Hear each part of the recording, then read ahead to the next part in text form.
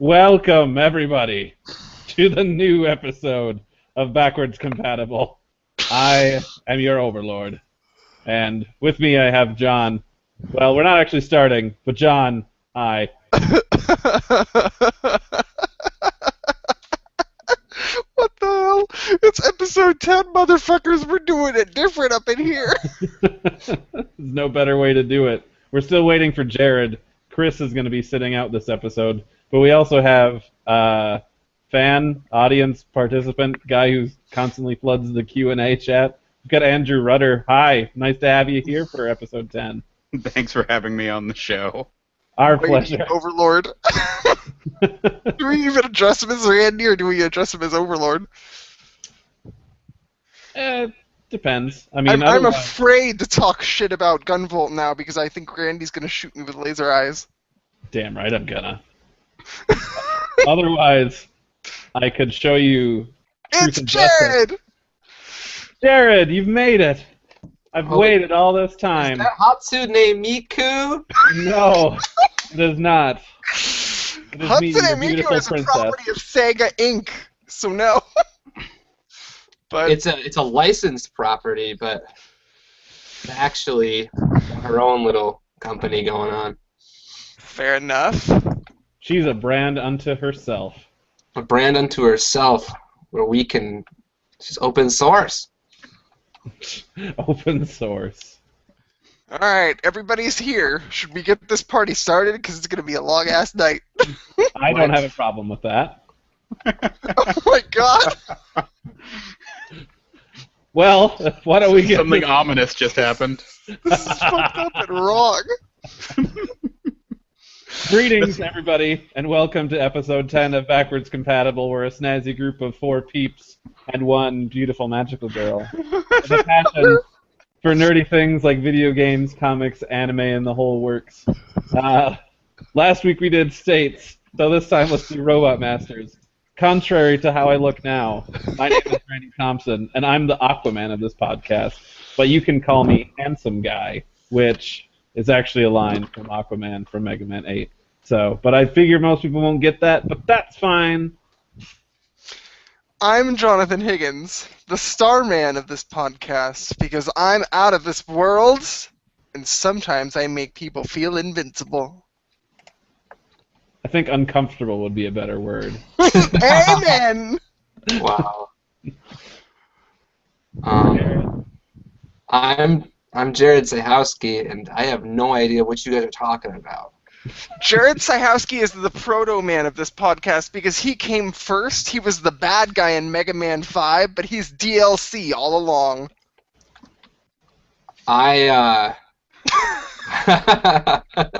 What is it, Old Train episode? I've never played whatever you guys are talking about. I haven't either. I wrote one out of, cultural knowledge. Amen! Nice. But you've never played a Mega Man game, Andrew, and you know Randy personally? The I fuck? know, right? It's weird. It is weird. Do you want me to do mine? Go for it. Okay.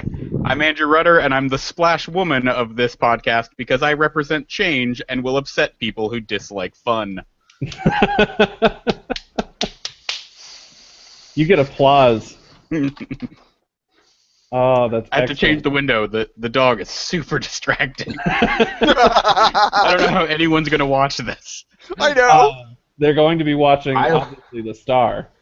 How do I get one of those? You have $10 and a Steam account? I chose my Robot Master. I'm a Gundam.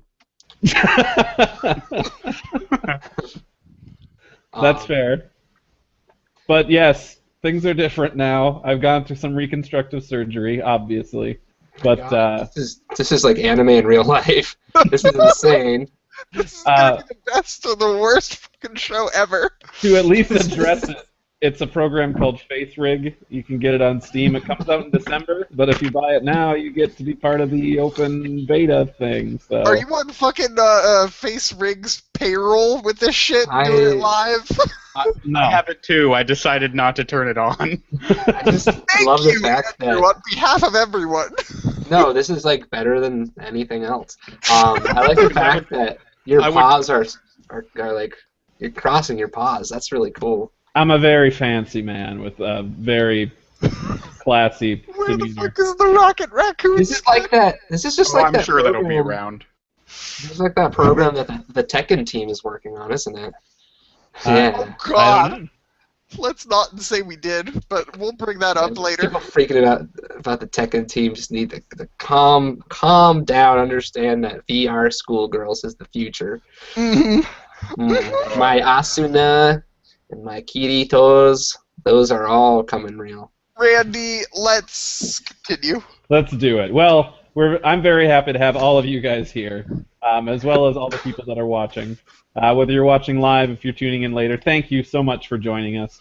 Speaking of those that aren't here live and in the moment, we are getting our video podcast on at 9:11 p.m. Central Time on September 3rd, 2014. We had an audience question last week, and we got quite the turnout this time. I'm happy with it. We had, what's your favorite soundtrack? We want to hear you. So we have some audience answers. Jonathan, do you want to take our first one?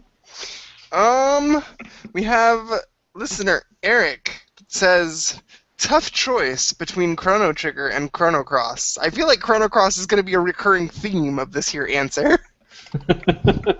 Well, from what I've heard, it's pretty good musically. It's true. Sorry. I haven't played it either, but I have heard music from it, and I like the music. Yeah. So- Fair enough, folks. Chrono Cross is like the only Chrono game that I fully played through, so that's the only Chrono game, in my opinion. Bella, And, one of my people. I'm sorry. I see her there. you know what? I have a quick story to share. The reason why she's actually doing this right now, I just got home like 2 minutes ago, and where I just was, my friend's dog was like hanging out on my shoulder. The dog's name is Ruka, but I came up with a new nickname, Bazooka Ruka. And Bella, also now known as Beta-chan, or the Chan of Bays, that's her new nickname. She's now checking out the smells because this is exactly where the other dog was hanging out. We made comments where I just was that I'm sure Bella wanted to check out what woman was hanging around my shoulders. Your people. She's the jealous type. Jesus Christ, this is going to be a fucking awesome show. Curious? Oh, good girl. All right, Randy, on to the next answer. Well, for our next answer, we had Johnny, who says that his choice would be Donkey Kong 64. When you've got that Donkey Kong rap, you know you've hit gold. It's true. I think All right, that I banana guess gun. you and I will keep switching back and forth with this.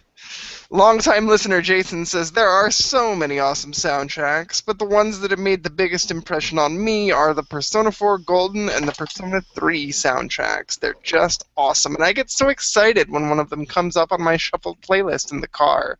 A close second is the enormous Ys soundtrack that came with Ys Memories of Salsetta Collector's Edition. Ooh, that is good. I've only played a little bit of Persona 3, but I've got that soundtrack because it's super good. Here we've got Raymond, who says, my favorite soundtrack by far is Chrono Cross, no contest, done deal, not even close. Though I realize the game itself is a bit polarizing, I think most people who have listened to it would agree this is Yasunori Mitsuda's masterpiece. I've probably spent more time learning the music to this OST than any other one single game, recording no less than 5 covers, arranging 6 acoustic guitar tabs, and transcribing the entire guitar arrangement book by YM and Matt Washimi to my computer via MIDI software. TLDR, I love this OST. Raymond takes this shit seriously. For those of you who are curious, so we can plug our talented listeners and viewers, you can find Raymond on SoundCloud at Star-Stabbed Moon. Cool. Jared, you want to try taking Charlotte?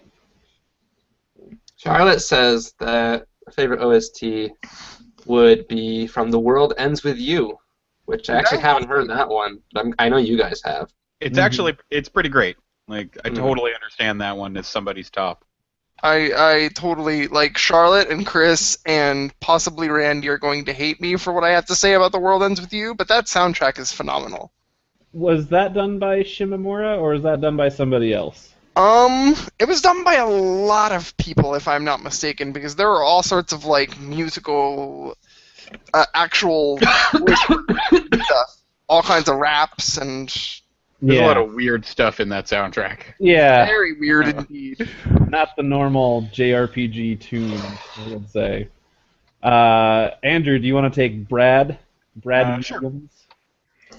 Brad Williams says his favorite game soundtracks are Final Fantasy Tactics, which I totally understand. Yes. Suikoden 2, and Final Fantasy 3. I'm gonna guess the DS version, though I can't be sure, because I know Right. they remastered it on DS for the US release, right? Does he mean Final Fantasy 3 or Final Fantasy 6? That's I would interesting. hope I'm- at this point, after like 10 years of them renumbering them properly, that we're talking. Yeah, and plus Brad Williams is either currently affiliated or formerly affiliated with Op Rainfall, so at least Yeah. I think he should be able to make the distinction. I kind of figure if they're writing into this show, they probably... Exactly. Very true. Those were our audience answers, so now we get to do our own, guys. Wait a minute, we have one more on the Facebook page that we didn't get to put in the outline. Oh. Tyler has commented. It says, "Oh dang! I guess the soundtrack from Scott Pilgrim vs. the World, the game, was pretty fantastic." And that was like 1 minute ago. So Nice. Oh, that is such a good soundtrack. One that I need to buy. It's so damn good. So we get to do our answers. All right, cool. So I hope I didn't steal Jared's thunder or anything, because I know he's still writing his out. But I'm going to say Lightning Returns, because there's just so much awesome and different, and it's just a really super cool amalgamation of everything that had been in 13 series so far. There's one that that at least 3 of us mentioned, Xenoblade. So I'll just skip over that. So that and Kingdom Hearts 1. Kingdom Hearts 1 is also one of my big favorites. listen, Randy, Yeah. what makes you pick Kingdom Hearts 1 out of all the Kingdom Hearts soundtracks? Because they're all exponentially better. I'm gonna be a jerk and say it's just pure nostalgia. Fair enough. Because, like, really looking at it objectively, Kingdom Hearts 2 kind of bests the first one in every way, and then it only gets better when you talk about, like, Birth by Sleep and things like that. If I had to pick an all-time favorite, it would probably be Birth by Sleep, but, like, everything past the very first one does so much better musically. Well, if if we're talking Kingdom Hearts friggin' 1 awesome Yoko Shimomura soundtracks, Radiant Historia is where it's at, motherfuckers. All right. That's what I had. So if you've got more than just Radiant Historia and Kingdom Hearts 2 and Birth by Sleep, go for it, John. Hey, Hey. Chrono Cross! Chrono Cross! Oh, so you're jumping on that bandwagon. I am that bandwagon, motherfuckers. You're I've the had the conductor of Chrono the Cross bandwagon. soundtrack since 2000. Like, that's my music, man. Prisoners of Fate? Good lord. If you guys haven't, look up on Google Symphonic Fantasies, Chrono Trigger, and Chrono Cross. That is like 17 minutes and 30 seconds of just pure orchestral awesomeness. And they do this mashup of the ending theme from Chrono Trigger to Faraway Times and Prisoners of Fate. And it's my favorite 5 minutes in all of video game music. Period. Symphonic, is it Odysseys or Fantasies? Whatever one It's did the final Fantasies. everyone did the Final Fantasy one. Yeah, it's Fantasies. That Because one. they did all that shit. They did Final Fantasy, they did Secret of Mana, they did Chrono Trigger and Chrono Cross, Kingdom Hearts. They've done a lot. The Final Fantasy one was pretty standout, man. It's true. Alright, Jared, I guess that leaves you. What? Oh, you're not You're done next. yet? We can have I do. Andrew go first. I can do mine, because Do it. I just included Yeah, if video you games. want. Yeah, I just included video games. So I've only ever purchased 4 video game soundtracks, and 3 of them are my top 3. Super Mario RPG, Nice. Final Fantasy 13-2, which is like this massive 4-disc set, Yes. and Majora's Mask. Wait, you purchased Majora's Mask. I had a copy in high school that I had to import, and then I got the 2-disc from Club Wow. Nintendo this year, which is nice because that CD got destroyed a while back. Right. So I now have the Club Nintendo version. Good gravy. You are dedicated if you're willing to import the friggin' Majora's Mask soundtrack. That is... Yeah. CDs in Japan are expensive. Yes, they are. Can I just state for the record? They're kind of expensive. They're Jared's expensive. in Japan, so he's all like, I don't have to pay import fees or all this other like shipping stuff. True beans, brother. Look in my eyes when I'm talking to you, Jared. Listen, I'm looking at the outline. Hey, look at the. I can't even pop your window open, Randy, or I'm just gonna giggle. I just have you selected. I don't have anyone else. Audio only for me. I'm not looking at the awesome stuff going on in our Q&A portion. I'm sure everybody's freaking the fuck out. If Jared wants to tell us what all of his favorites are, then I can tackle some of that Q&A stuff. Yeah, man. I went all out right here. Of Let's course. see. So for first of all, John, the concert I am thinking of is Symphonic Odysseys. All right? Really? Yeah, it's called Symphonic Odysseys. I was gonna say because that what you're thinking of was actually a different thing. But Symphonic Odysseys is incredible. If you're looking for a really good live rendition of Uematsu music, and they brought in the pianist who does all of the Distant World stuff at different shows, at certain shows I should say, Benjamin Nuss or Nuss. They brought him in, and I think they recorded it in Germany or something. That stuff was good. You can find it right on YouTube. So for games, I'd say Chrono Cross because that thing's just a beast of a soundtrack. It really is. It's hard to find like a bad song on it.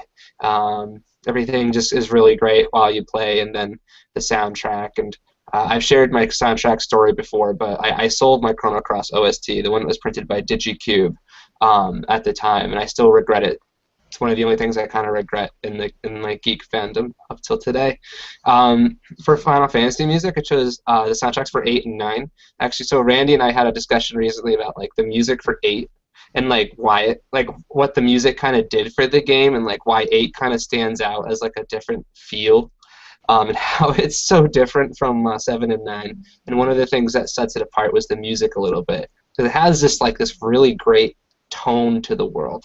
And then for newer games, I was going to say Xenoblade and Lightning Returns. In my mind, I have a hard time like saying that like Xenoblade is one of my favorite of all time because Xenoblade's like a newer age type RPG. Like out of last generation, it's one of the games that I would say feels like one of the only RPGs I really played from the last generation, beyond like FF12 and maybe some other stuff. So Lost Odyssey as well. And Lost Odyssey. Actually, that has a really good atmospheric soundtrack too. Really kind of different. And Lightning Returns. There's certain themes from Lightning Returns that do a really decent job to really establish the world. Kind of underrated.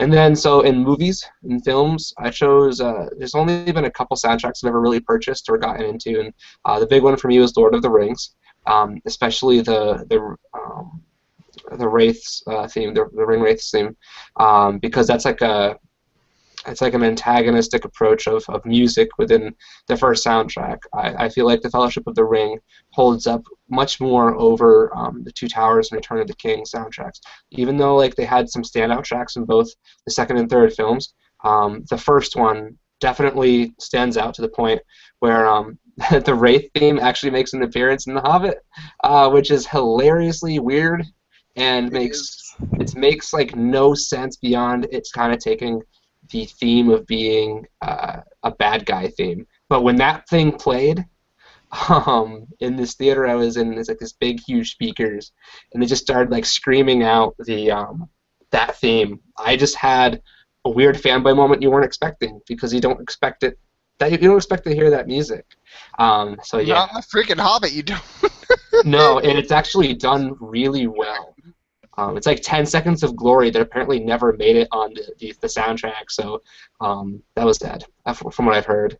And so then in anime, I chose Hiroyuki Sawano's stuff. He's really kind of bringing the heat to anime recently, especially with Guilty Crown. He helped to bring in some stuff. Then you had, I guess that would be like Attack on Titan. And then he's going to be doing that Xenoblade game, and he's doing Noah Zero right now. And Hell so yeah. Kill La Kill, right? yeah, Yeah. and Kill La Kill. Oh, so this like, Yeah. I agree with him completely. Yeah, I'm with you, Jared. So that guy's kind of bringing the heat as one of like the most recent peeps. There's definitely other composers, but I'm not gonna try to like think of them right now. But I want to say Yoko Kanno for what they did. They pulled together for the Seatbelts. For Cowboy Bebop really stood out. And then the stuff that they're doing and Terran Resonance is decent. And then the stuff that she did to help with Escaflowne was great. And although I've never really listened to like Ghost in the Shell stuff, whatever she did with them, apparently I've heard is good too. Ghost in the Shells is excellent. Right. I just was never really into it, so I never listened to it. But I have a feeling it was top notch. So there you go. Nice. All right. We've got one from Deco, who is in our live Q&A, who says, I don't like picking just one game soundtrack, but if I had to, I'd guess I'd choose the soundtrack of Phantasy Star 4. Its rock-like sound, for lack of better words, was a refreshing break from the typical orchestral sound of other RPGs of its time. I'm with you. Speaking of Phantasy Star, Charlotte quick jumped in. to see Yeah, if I want. We'll wait until we discuss news because I have a lot to say about this little Okay, dot. good. We I have didn't put it more. in the outline, but trust me, I've seen it. We have super current news or something like that. And then if we were going to jump back just a little bit further, Patrick jumped in to say that he's the napalm man of the podcast because he was built for peace. Yeah, napalm man for peace.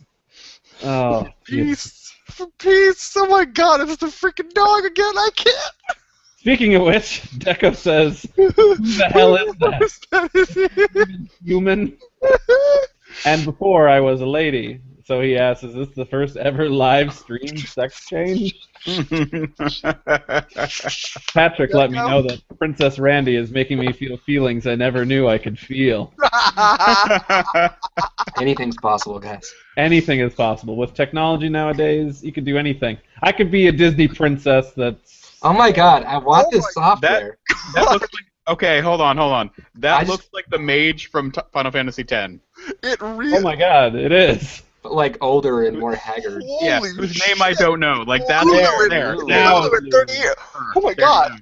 go. He changed the fucking hair. I What want- the fuck are you? What I the? just want to be a moe anime girl. Yeah, it's. How do I it's, get this? It's called Face Rig. It's $10 on Steam. Oh my I god, did the it- first time I ever used Steam for anything might be something like this.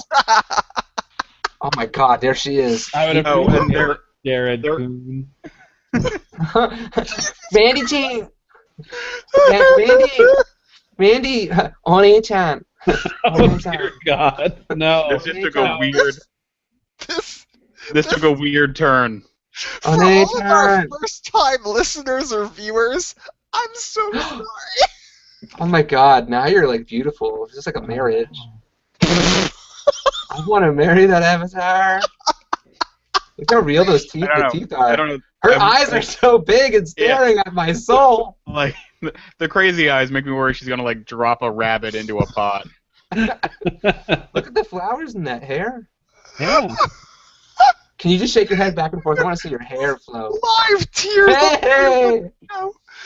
Jesus fucking Christ. Teach me, Anyway, senpai.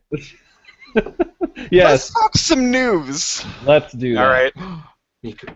Ladies and gentlemen, boys and girls of all ages, everybody get the fuck up out of your seats because Shulk is officially confirmed for Super Smash Bros. 4. Have we all seen the trailer?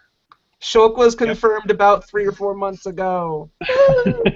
Yes, by a Gamatsu leak and whatnot, but like this No, is by official. Sakurai himself. When did that happen? When he tweeted picture out of of Minato. Yeah, because that's totally a confirmation.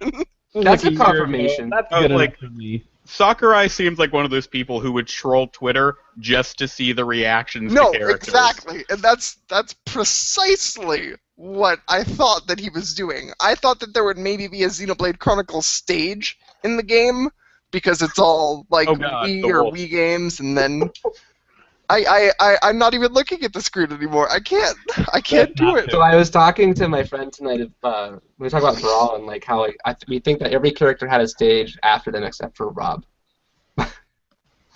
But so we're thinking there's got to be a Xenoblade stage. Yeah, no, there is definitely a Xenoblade stage, and it's the There's a Gower stage. Plains. It's in the preview. Yeah. Oh my Jesus Christ! Why am I looking at this window right Why now? are you looking, man? Dude, His eyes are up here.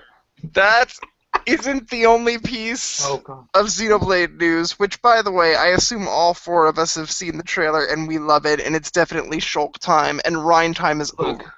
here's the deal, though. I'll be the one that brings us back down to Earth. That's all I got. You had nothing more? All I gotta say is, like, it's another sword wielder, bro. Like, It's the there's a sword lot wielder, of Fire motherfucker. Emblem. I had a great conversation tonight with one of my best friends who is way, way, way into Smash, and it's a lot of Fire Emblem and sword wielders. But if there's a sword wielder I am excited for, it is Shulk. So Oh well, he'll be my new main. I don't know what y'all motherfuckers are doing. Like, I've not been super into Smash Brothers recently, since I wasn't much into the Wii version, but they've had multiple Fire Emblem characters throughout the series, right? Yes, they had Marth and Roy at first, and then Marth and Ike, if I'm not mistaken. Because Ike was from the GameCube one, as I recall. Yes, Ike is from Path of Radiance and Radiant Dawn. Okay. So basically, I realize they're not gonna play identically. The only Fire Emblem characters that play identically in Smash 4 are Marth and Lucina, because they're, like, actual clones of each other, and Sakurai has said as much. But as far as the sword wielders of the game, like, your three unique ones are Marth, who plays like he always does, Ike, who is back from Brawl and who is mostly unchanged, if I'm not mistaken, and finally Shulk. So he'll be the heavier sword character. Right. Okay. I have no idea what the fuck Shulk is actually going to play like, but I'm excited because he's got his arts and you can change them all up and like. Right. He looks more like he's just definitely heavily built off of his arts, which is really cool. So, and I guess people would consider Robin a sword wielder as well because he does have the Levin sword, but Robin is more focused on his tomes. So yes, there are a lot of sword wielders in the game, but like Link and stuff like that, Sakurai has gone out of his way to make sure that they're built on more than just their blade. Yeah, it looks like Shulk will play more like playing Link than playing one of the Fire Emblem guys. Yeah. Fair enough. Just because of the variability just in that, 2-minute trailer. Right, and it looks like he does have one of those like counterattack moves like Marth and them had. Yes. Where they did the backslash. I think it's like a down B move or something. Yeah, exactly. Yeah, So, aha! That thing. Yep, and since I mained Marth, maining Shulk will come quite naturally to me, I hope. Yeah, That's not the only piece of Xenoblade news. Turns out, and we can discuss this further in just a second, but a brand new Nintendo 3DS and new Nintendo 3DS XL dubbed New Nintendo 3DS and New Nintendo 3DS XL was announced in this Japanese Nintendo Direct because freaking Xenoblade is coming to portable systems. Hey, you don't have to pay $90 for it, hopefully. You have to buy the system. You do have to buy the system, but just for a moment, because I know Charlotte is listening right now, I want to share with you guys some of the texts that I got from Charlotte at 7 o'clock that Friday morning. There are so many of them. I had asked Charlotte to send me a text if Shulk was confirmed for Smash 4 so I could wake up and be excited. But when I woke up in the morning, I woke up to 35 text messages. Good lord. So, these first few texts that came in from Charlotte, this just says, "Get up, bed, you, out, John, why are you still asleep? You fucking suck. Xenoblade for 3DS, yes, you read that right. Get the fuck out of bed. Fucking fuck, you are lazy," and it goes on and on. She even enlisted my friend Kara to send me a text that says, "Hey, are you awake? Charlotte said to wake you up because something happened with Smash Brothers." Charlotte took this shit seriously. She messaged me to call you because she knows that I have your phone number. I woke up at like 7:30, and I'm like, yeah, I just woke up and I need to shower and leave. I'm not calling anybody right now. Charlotte took this shit seriously, but when I woke up, I was a fucking happy clam, of course. So I had to pay $90 to get this game because I did not buy it when it first came out, and like that weird thing GameStop did where they ordered unsealed copies. Right. They were $90 because screw you, people who didn't buy it when it came out. Exactly. So how do you feel about this news specifically? The fact that now I own it. It cost me $90, and never have I been more grateful for the 10% discount. Right. But That's funny. I don't really have any desire to get the new 3DS because I've had mine since like right after the first price drop. Right. So it's been since like 2011 or something like that. However, it going, oh, and by the way, here's 2 high-profile JRPGs that you need the new system to play on. And I'm not sure if Monster Hunter 4 needs the new system, but it's coming bundled with it in Japan. I don't think so, but that second nub is definitely going to help with Monster Hunter play. Monster Hunter 3 is really hard to play on the 3DS. Not being, like, I explained what Xenoblade was to the boyfriend, and he was like, crap, I have to buy another 3DS. Because he just got that one last Christmas. Yeah. Let alone the really Amiibo support. Like, I have a lot of shit to talk about Nintendo right now because you're doing a lot of things. Number one, with that fucked up name of calling it the new 3DS or the new 3DS XL, that is going to be retail hell. Yeah, is what it will it's gonna be. But all that aside, because it's easy to pick on the system's name because I didn't think they could get stupider than Look, Wii U. it's better than the Wii They U. did. No, Yes, it's not. Yes, it is. How is it? Because the Wii U looks. Look, it's just okay. Then at least they put the new in there because people will know it's new. I'll bring this up. A friend of mine who wanted a Wii U didn't buy one because she thought it was just an upgrade for the Wii and she didn't own a Wii. So that is a problem, them going, this is a new product. I realize the name is dumb. They could have been the 3DS2, which would have been slightly better. But they had to indicate that it was still a 3DS, and they had to indicate that it was new. This is the least dumb answer. So here's the deal. When I think the Wii U was first announced, was it E3 2012? No, because it came out in 2012. 2011? Was it 2011? Yeah.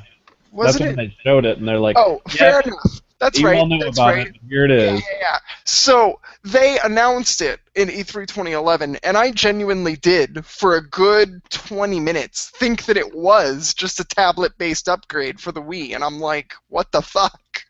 But obviously, like, as someone who follows the industry, I was set straight really fucking quick. But if you just sat down someone in front of that E3 2011 press conference, they did nothing to showcase the actual console. They just showcased the damn tablet. And you're like, oh, it's a tablet for the Wii. Yeah. So obviously they fucked up in more ways than one.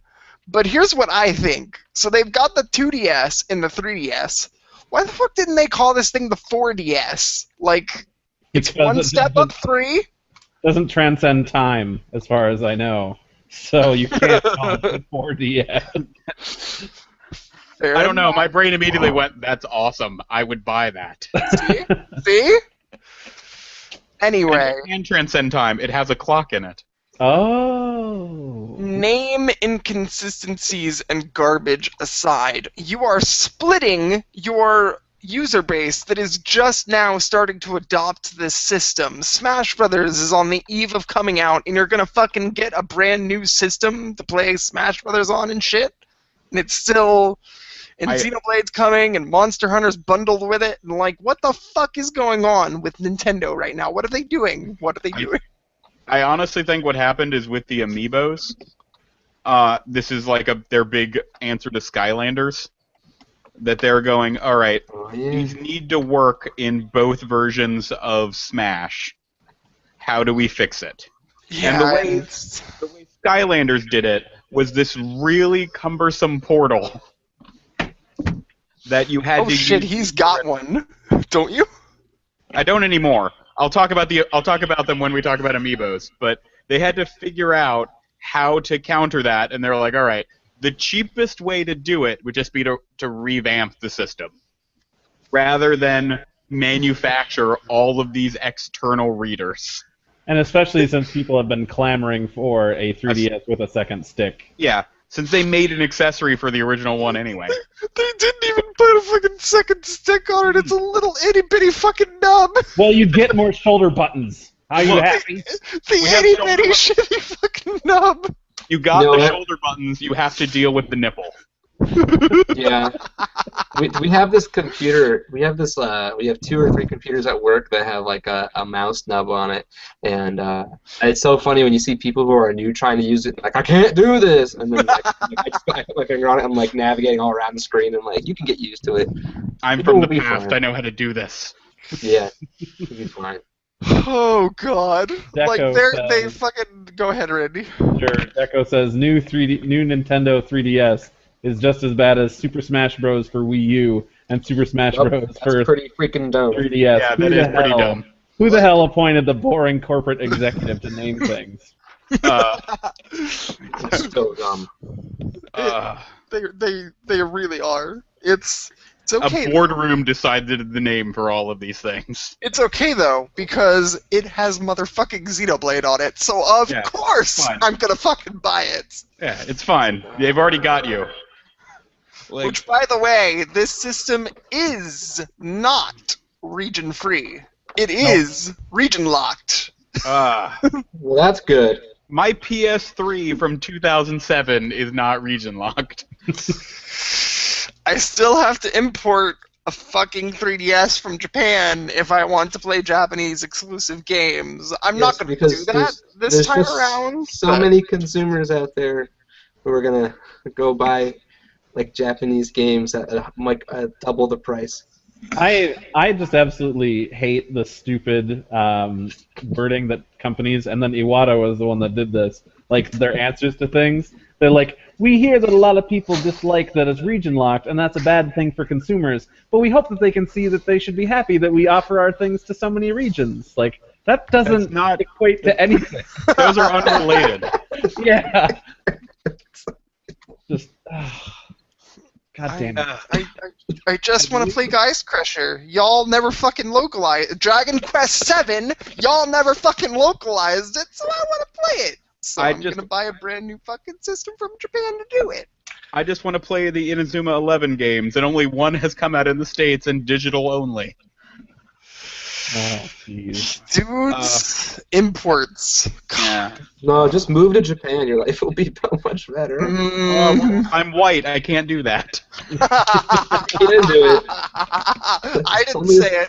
Only like 5 people in the past have done it, but you could do it. The opinions of Andrew Rudder do not accurately reflect the opinions of Backwards Compatible Podcast or its potential affiliates. I don't know. I agree with him. Yeah, Yeah, like same here. I want to visit. I'd love to go and spend thousands of dollars in their beautiful stores.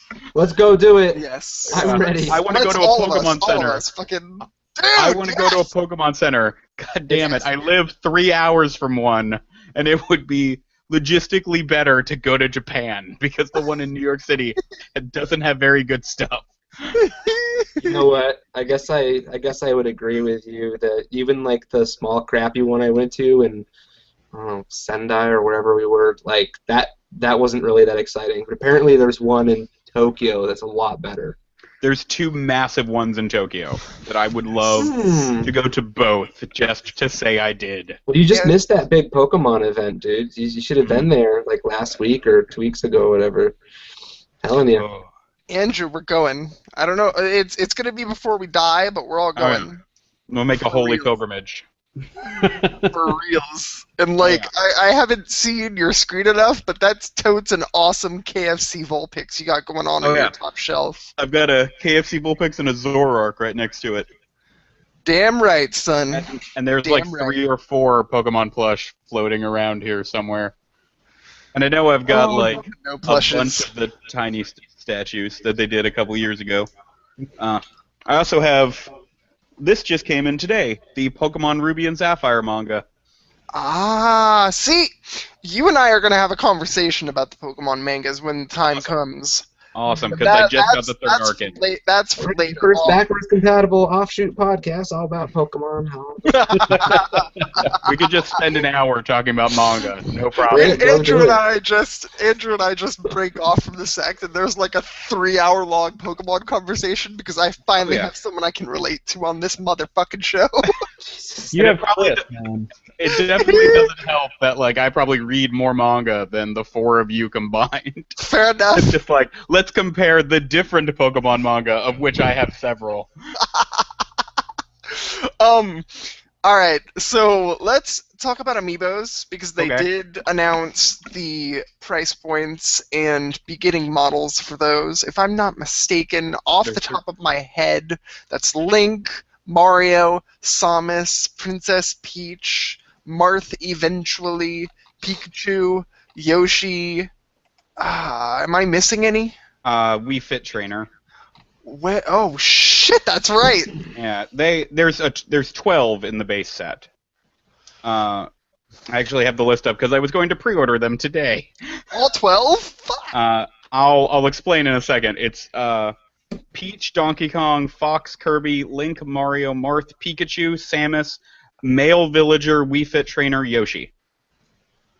The first 12. And you're going to order all 12 of them. No, I am not. I'll explain why. That I made the mistake of getting into Skylanders Oh god.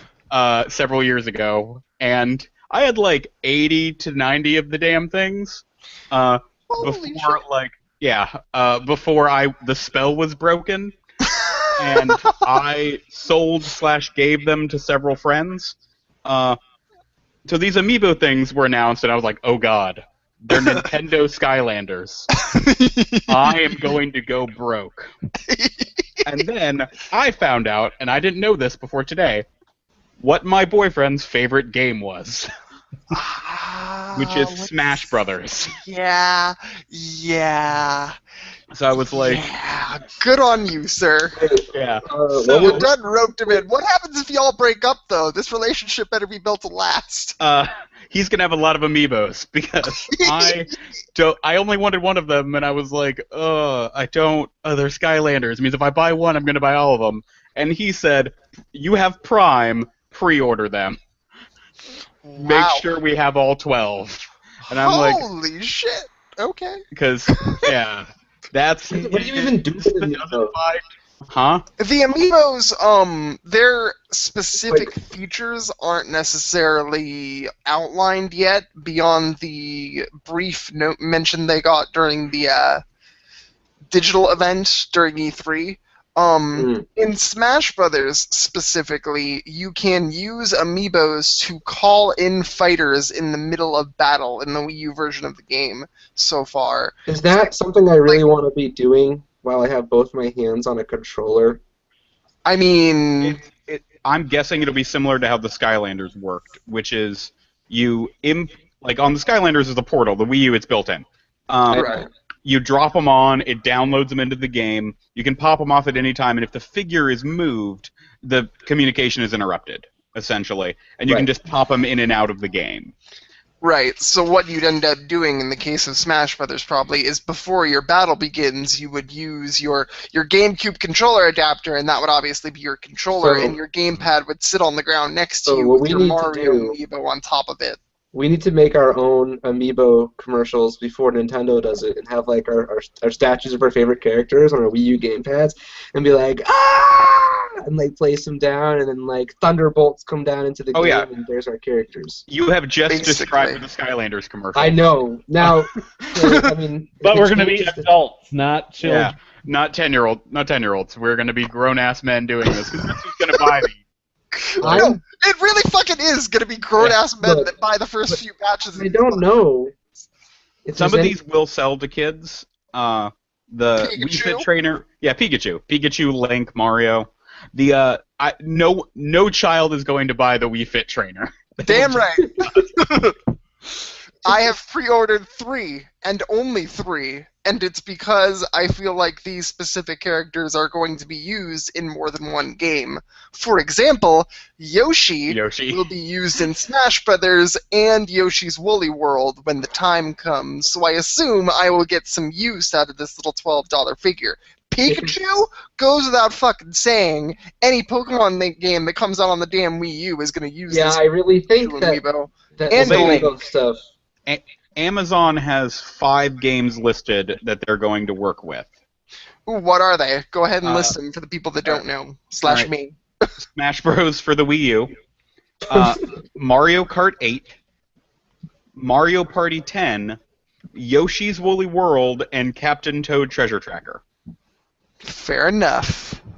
Sure, but I think sounds way too gimmicky. But here's what I think they could do. Oh, it's totally a gimmick. They need to release 150 of these things in the original Pokemon and make some massive open world game. And then you place it down and you just cast your freaking Pokemon into the game. Could you imagine? Yep, look at all that money. Okay. Look at all that money. Imagine. People have been asking for that since the first Skylanders came out. Yeah. Right. We are 4 Skylanders games in, and that never came up. They could I'm make a new saying, console like, this is the based directly fucking- off of that. This is the fucking beginning of the end as far as this Nintendo Amiibo stuff goes. Because if this shit jumps off, like I think it's gonna jump off, Oh yeah. we're doomed. We are doomed as Financially. consumers. Yeah. The fact that reasonably one of these is going to come out for every Smash character. Like, I'm gonna have to get the There's- goddamn Shulk one, and it's gonna fucking they're $13 a piece. God Or damn. or you could just use the character select screen and Skylander. But what if I want to play as my Mii fighter and have Shulk come to my aid, Jared? I don't know. I feel like you'd just be able to like do that or something. They're less, like I will say this, they're less evil than the Skylanders. Because ostensibly every character is already in the game in Skylanders, Yeah. and you just need the figure to unlock them, which is a little evil. Whereas Smash, they're all already there, and the figures are just a bonus stat tracker Right. if you want it. And I think that Nintendo is going to keep it not evil. Yeah. And sort of kind of, in the beginning at the very least, use these as bonus incentives for super duper dedicated consumers or children. But I mean, it's gonna get bad. It's gonna get ugly, and it's gonna get ugly. Fucking. At least they're being nice about it, and these things are compatible with more than just one single game. Yes. Skylanders range from $10 to $20 a pop. Yeah, there's Damn. there's over 100 unique figures between 4 games. What the fuck? Yeah, And you can get the Skylanders backpack. yeah, there's so much More merchandising than one for this. fucking kid in a Skylander shirt when I've been working at my grocery store, man. They're huge. Like I worked at a middle school last year, and they are massive. Like Activision has said before the 3rd one came out, that the only franchise they owned that made more money than Skylanders was Call of Duty. Like, God Skylanders is damn. only one of $2 billion properties they have. And Yeah. that's because every kid wants every toy. Right. And that's what Nintendo is banking on with this shit, and they have to. They fucking have to. Fucking Pikachu? Come on. Jonathan, think about this and despair. There's going to be 8 Yoshis, each with a different color. Oh, jeez. Are you fucking kidding me right now? I would not put it past them. That's Disney Infinity, and there's alternates for every character. Oh god. There are at least... For every fucking Oh, yeah. Yoshi. Yeah, but that's what's going to happen too. Mario Kart 8 has 8 Yoshis in it. Mm-hmm. Oh, But There are also, going to be 8 Yoshi amiibos. if they do anything similar to what Skylanders has done, there's going to be special events where you can only get these things at, and then people Oh, are going to yeah. sell them on eBay. Like your Fiora or whatever. oh God. She'll probably be like some stupid thing, and you're going to have to spend like your liver to get it. There will be, I can almost guarantee you, at next year's Comic-Con or E3, there will be a gold suit Tanuki Invincibility Mario that you will only be able to get at that convention. You guys are so right, and it's so scary. Yeah, I know how there were Skylanders that were going for $1,000 on eBay because you could Yeah. only get, they're the same characters, they're just a different color. That you could only get them at like a game show in Germany. So, John, Jesus Christ. remember when we were walking around E3 last year, and that King of Swag dude was at Yes. the convention too? I remember Yes. how I got a text message on the floor or something, and he's just like, you guys need to go to Activision booth to get this Skylander right now. And I'm like, no. And I guess we missed out on some like ridiculous thing. That's you next year. Yeah, that's you next year. Just wait for it. I'll start screaming. I almost guarantee it won't be a base character. It'll be like an alternate skin or something that fans want really bad. Jeez. Let's try to think of an amiibo that's just an alternate skin that fans want really bad right now while we talk about the rest of this news. Randy, you Swimsuit want to talk Shulk. about Bayonetta 2? Swimsuit Shulk. That's what it's gonna be. Yeah. It'll be Swimsuit Shulk. It'll be Zero Suit Samus is a separate character, right? Right. Oh yes. It'll be the other version of Samus that I don't remember the name of. Because there's a third one, right? There's base Samus, Zero Suit, or it's Nintendo 8-bit. Oh Yeah. God! Oh God! 8-bit variants! Yeah, 8-bit variants. Raccoon suits. Luigi dressed as Waluigi because why not? Oh shit! Princess Daisy. Ugh, Yeah, there's going to be alternates for all of these. it's gonna be out of control. Before we contemplate killing ourselves over all this money. Or just not doing it at all. Right, Yeah. there you go. There's Jared in that group of people. Andrew and I'll just like have our arms around each other and we'll start crying and it'll be Yeah, like, oh my God! I'm not buying any of them. If the boyfriend wants them, I might buy one Link. And that'll be it. It's a good call. If the boyfriend wants them, he can buy them. Raymond, who said, in response to all the complaints about the new 3DS, please understand.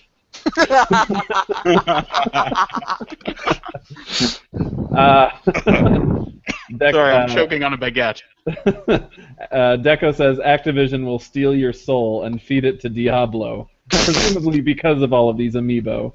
Yeah. Holy shit! He says Skylanders are reapers. They indoctrinate people. Very true. Assuming control. Yeah.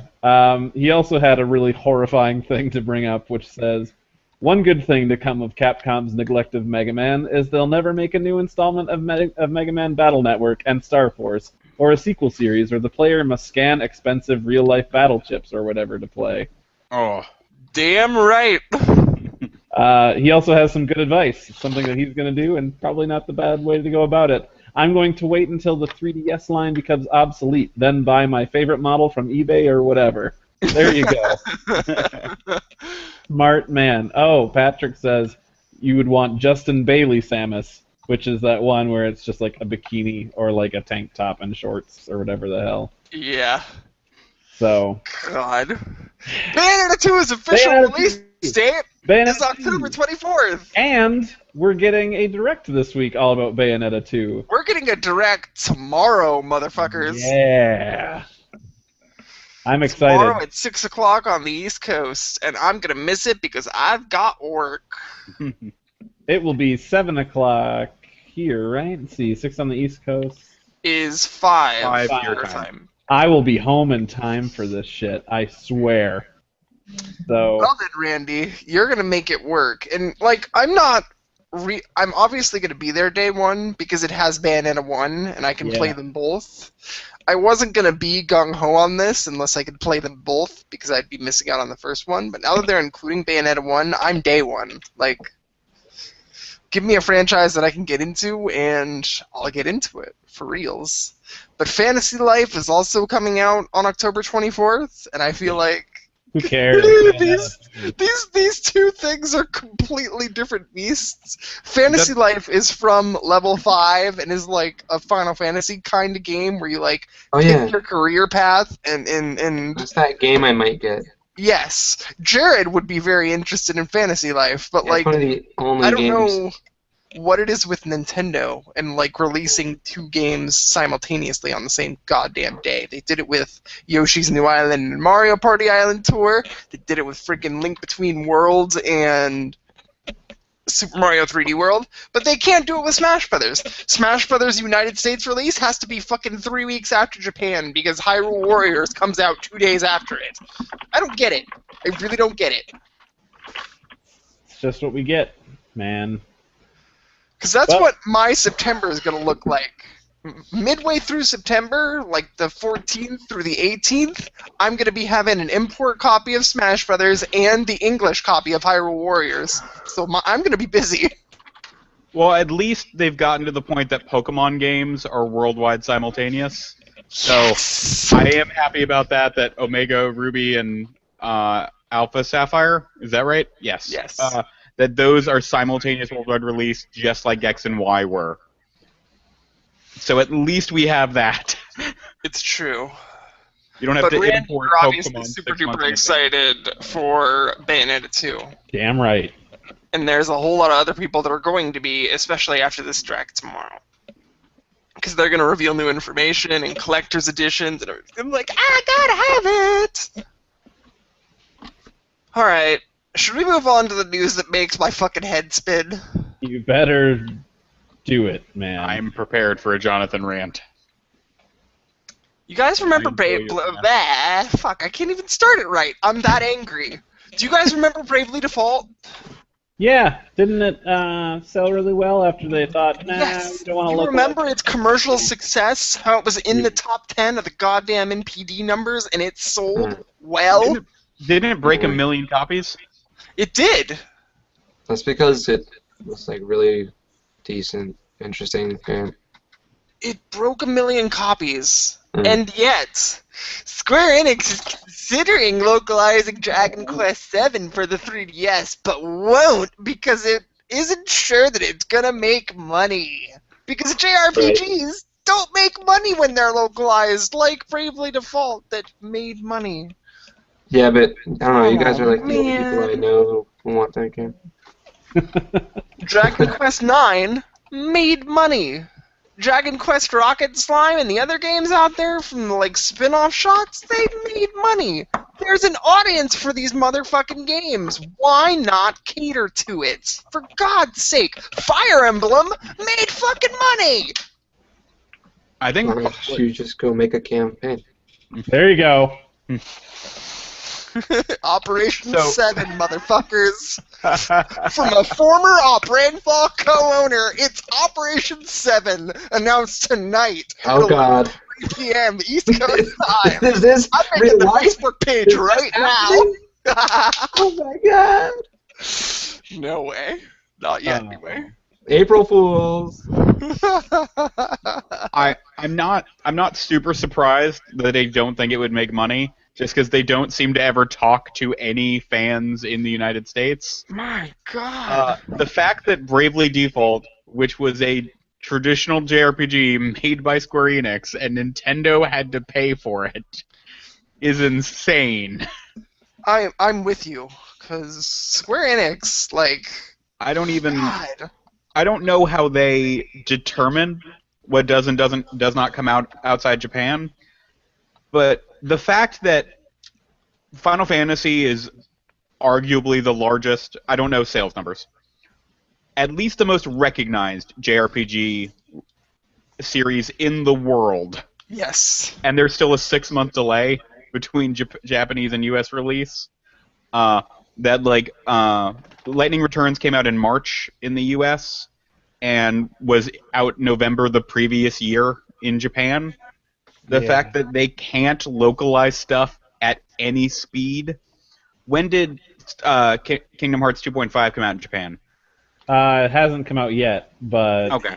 It's like next month. Yeah, there's still a several month gap between localizing a 10-year-old Well, I mean, fucking game look collection. at Theater Rhythm. They Yeah, got Theater Theater Rhythm Rhythm. like prior to E3, and we get it on September 16th. Now, they're not the only ones that are guilty, since Tales of Xillia 2 came out 2 years ago, Yeah. which I'm currently playing. But Oh lord. Square Enix is the biggest. They should be better than this. Yeah. But speaking of Dragon Quest, y'all want to hear about the SEJA broadcast that happened last night? sure, what happened? Or it wasn't last night, it was the night before. But that shit happened at 2 o'clock on the East Coast. And I made the rather irrational decision of staying up to cover it. So, this damn thing went on for 2 hours, and there were a bunch of announcements made that, like, kinda sorta piqued my interest, and I'm like, hey, this is gonna be fun to write about in 2 hours when this motherfucker is over at 4 o'clock in the morning. And so I think the whole premise behind the conference was they were going to announce 44 games. And by the end of it, when they were showing off their montage and, like, about to end the conference, I'm on Twitter. And everybody's like, OMG, Square Enix wasn't even there. Where's Final Fantasy 15? Blah, blah, blah. Like, they're ready for this thing to end. I'm like, okay. I am about done covering this thing, but I'm going to keep watching just in case. And then they showed off game number 44. And I just want to put you guys in my head. Imagine, if you would, seeing Zelda on the Wii U during E3. Think of how fucking pretty that imagery was, and you're just like, oh my god.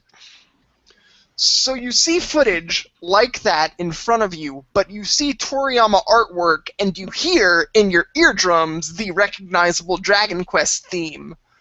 For a few fleeting seconds, I genuinely thought that we were seeing Dragon Quest XI announced there at the Japanese conference there at the very fucking end. And I tweeted out, and I never cursed over Twitter, I said, fuck you, Square Enix! Because I was not ready for that shit at 4 o'clock in the morning. But it happened. Turns out it's not Dragon Quest XI. It's Dragon Quest Musou. It's Hyrule Warriors, but with Dragon Quest characters and flora and fauna. I'm totally okay with that. I don't know if we're ever going to see a localized version of it, but the PS4 is region free. I bet it'll depend on how well Hyrule Warriors does.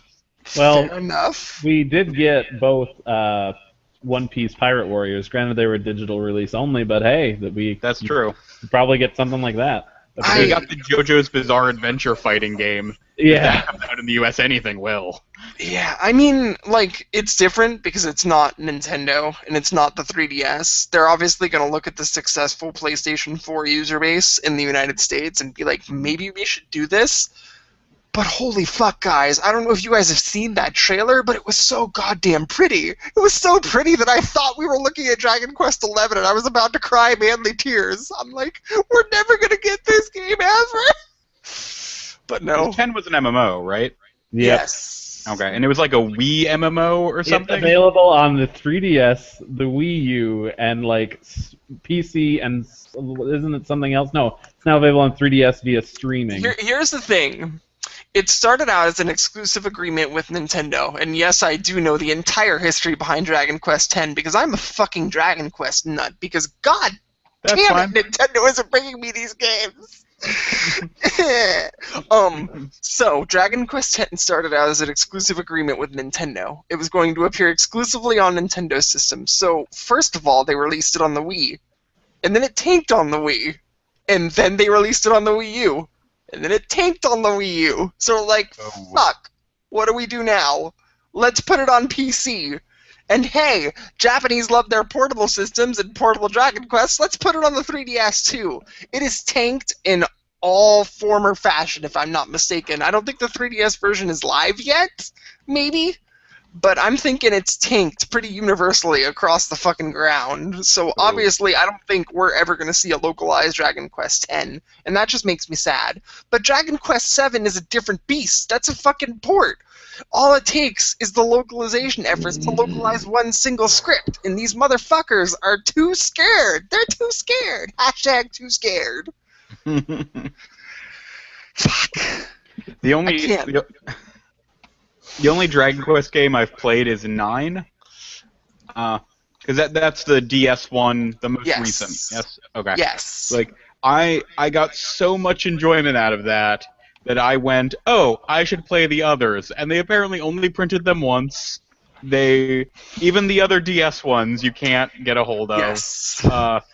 And I'm just like, I don't know. I mean, I could reasonably buy a copy of every Final Fantasy game. For the price of those 3, 4, Yeah. 5, and 6.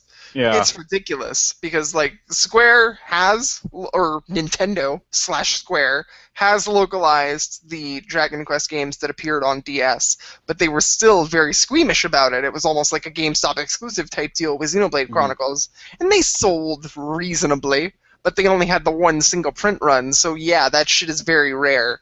The Xynthia Saga, if I'm not mistaken, that is what it's officially called, 4, 5, and 6. But 4 and 5 were localized by Square Enix, and 6 was localized by Nintendo after the success of Dragon Quest IX. So why they wouldn't bring us 7 after 9 did well and 6 did okay is beyond my realm of understanding. That doesn't make Pisses any me sense. off so much. At least I've got 7 hard copy for PlayStation 1. That's the thing. That's the thing. 7 has been remade for the 3DS and features new story, new monsters, new blah blah blah, and new graphics and up-res, and it's fucking portable. So, yay. But we're never going to see it. We're never going to see it because they're too scared. I'm not mad at all. Obviously.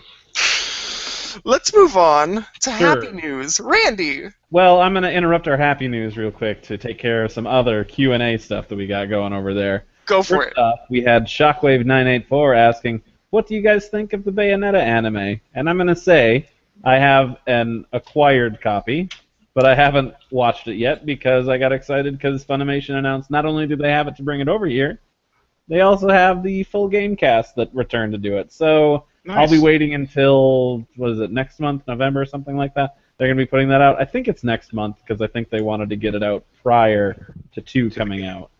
Yeah. So I'll be picking that up. That'll be awesome. I think I actually have it pre-ordered now that I think about it. But it comes I'm out excited for 3 it. days before the game. Oh, perfect. Well, it's like an hour and a half movie, so it's not a giant time sink like a game. So I would say do it. Jonathan, if you're going to play Bayonetta 1 and 2, maybe you should check out that movie. Yep. I will. I Good. promise. Good deal. Deco says that he wants a Call of Duty installment for the Wii U where players can buy firearms they can scan into the game. NFC AK-47. All right. So I see Charlotte in the Q&A, and that just reminded me, before we get on to the happy stuff, there is one last bit of localization to hell that I want to bring you guys through. Phantasy Star Online 2. So, Delayed. It's been delayed indefinitely to Kingdom fucking Come. Like, we know this, but this, I think it's at Japan_game_love, I Heart Japanese Games, tweeted Sega, and they said, it's been a year, almost to the day, since Sega could be last bothered to pay lip service to PSO2 in the West. And Sega actually responded to this guy and says PSO2 is still delayed. Sega is currently working on bringing PSO2 to the West and will update as soon as we know more. What the fuck? What? Hey, at least they acknowledged it versus Namco Bandai, who refuses to say anything about Guilty Dragon other than their initial announcement that it'll be coming to the West. So, Fair enough. I mean, at least they're saying something, but now that Phantasy Star Nova is about to come out on the Vita in Japan, and Phantasy Star Online 2, like, Episode 3 is coming out in Japan, and I'm just like, when am I ever going to get to play this game in English? When Maybe is you it should gonna stop wanting to play MMOs like Dragon Quest X and happen? God, I gotta guess so. MMOs have got to be a nightmare to localize. Now, I think Oh. partially it's they're scared, but just the Right. massive amount of content is a nightmare, especially with I'll monthly agree to that. updates. I'll absolutely agree to that. And I mean, Phantasy Star Universe and all that other sort of stuff didn't do too well in the West at all. So I'm just like, okay, but give it to me anyway, god damn it. That's the one MMO I play. I mean, I'm thinking stuff like Guild Wars 2, where the only game they make is Guild Wars, and they still localized it in 5 different languages. Yeah. But I mean, and there's no subscription there. Like, it's not like it's paying for itself 100 times over like WoW does. But I think with how many MMOs WoW has killed, more than anything else, that's preventing them from bringing those over. Like, they're going, World of Warcraft is just going to kill this. It's pretty true. Everything dies at the hand of WoW fans. Thanks, WoW fans. Thanks. Well, let's move on to fun stuff now. Yes, absolutely. So, John ran over. yeah, so Mighty Number 9 backers have started getting beta versions of it. If you donated at least $80 or more, you're getting beta keys for Steam, so you can, run through a stage, fight a boss, have some fun time, give some feedback, and all the other fun junk. So that's cool. Randy was cheap and didn't give that much money, so he has not gotten to play the beta, but that's okay. I got patience. I'll wait till April to play the full thing. You got Gunvolt tied you over. Well, I do have that, but in addition to just that, if you didn't want to buy Gunvolt and get Mighty Gunvolt, but you were a donator of Mighty Number 9, you guys get Mighty Gunvolt free, so you get keys for that, which will be cool. Looks like Jonathan has another code to give away on this show. It's going to be 2 codes, because Randy has a code to give away. Because I, too, bought Gunvolt, so I already have Mighty Gunvolt. We'll do that sooner rather than later. As soon as they start emailing us shit, Yeah, we'll do it. We'll we do it. actually have them. Then we'll be like, guess what we got? You can play this game, which is fun. So that's We'll talk about Gunvolt later on in the show, and we talk about what we've been doing. Mm-hmm. We also had some more fun news. Remember that rumor for Resident Evil Revelations 2 being a thing? So it was finally actually confirmed via Sony's pre-TGS press conference, which, why was that like 3 weeks ahead of TGS? I have no idea what the fuck they're doing, but that's okay. Let them do it. Yeah, fine. Well, if you guys ever played Revelations 1, it was originally for the 3DS, and then they made it for basically everything. You could play it on the Wii U, on the PS3, on the Xbox, PC. Well, the sequel is coming to PS4, Xbox One, 360, PC, I believe PS3 as well. Really? I think so. I mean, if they're going to put it on the 360. Fair enough. But you know what's missing? Is The not only Wii U and 3DS. and the 3DS. So, the things that it sold well on, they're like, forget it. So, Fucking Capcom. yeah, they're just hitting him out of the park, basically, is how they're doing it. So keep it up, guys. Keep on trucking. Yeah, exactly. Jeez. Deco said Phantasy Star Online 2 is poised to become the next Battlecruiser 3000 AD and Duke Nukem forever. Phantasy Star Online 2 is Last Guardian. We're never gonna see it in the West. Well, at least Lies. PSO2 is actually a thing somewhere versus The Last Guardian, which I believe is just a collective delusion, and there is no actual game. I'm convinced that trailer for Last Guardian was just like downloaded directly out of his brain, and then they left him. Then he just like wandered off into the Japanese wilderness because that game is never going to happen. We have crossed a console generation since they announced it. It was announced in E3 2009. It has genuinely been 5 years since the Last Guardian was announced, as of E3 2014. And Sony's like, yeah, no, it's in development. I'm like, yeah, I don't believe you. We'll believe it when we see it, Sony. Like, this studio's only made 2 games, both of which were amazing, but I don't think this actually exists. I will agree. But hey, guys, you know what does exist? What? Persona 5. And you know, like, there were a lot of announcements yesterday, or not yesterday, day before, with the whole SEGA thing. And the thing that lit Twitter on fire, like, absolutely made my personal Twitter feed absolutely fucking ablaze, was when they announced Persona 5 is coming to the PlayStation 4 and PlayStation 3 and showed off the first anime trailer for the game that showed off the protagonist for the first time. There is already Japanese fan art of the Persona 5 protagonist, and they call him Potter-kun. Yeah.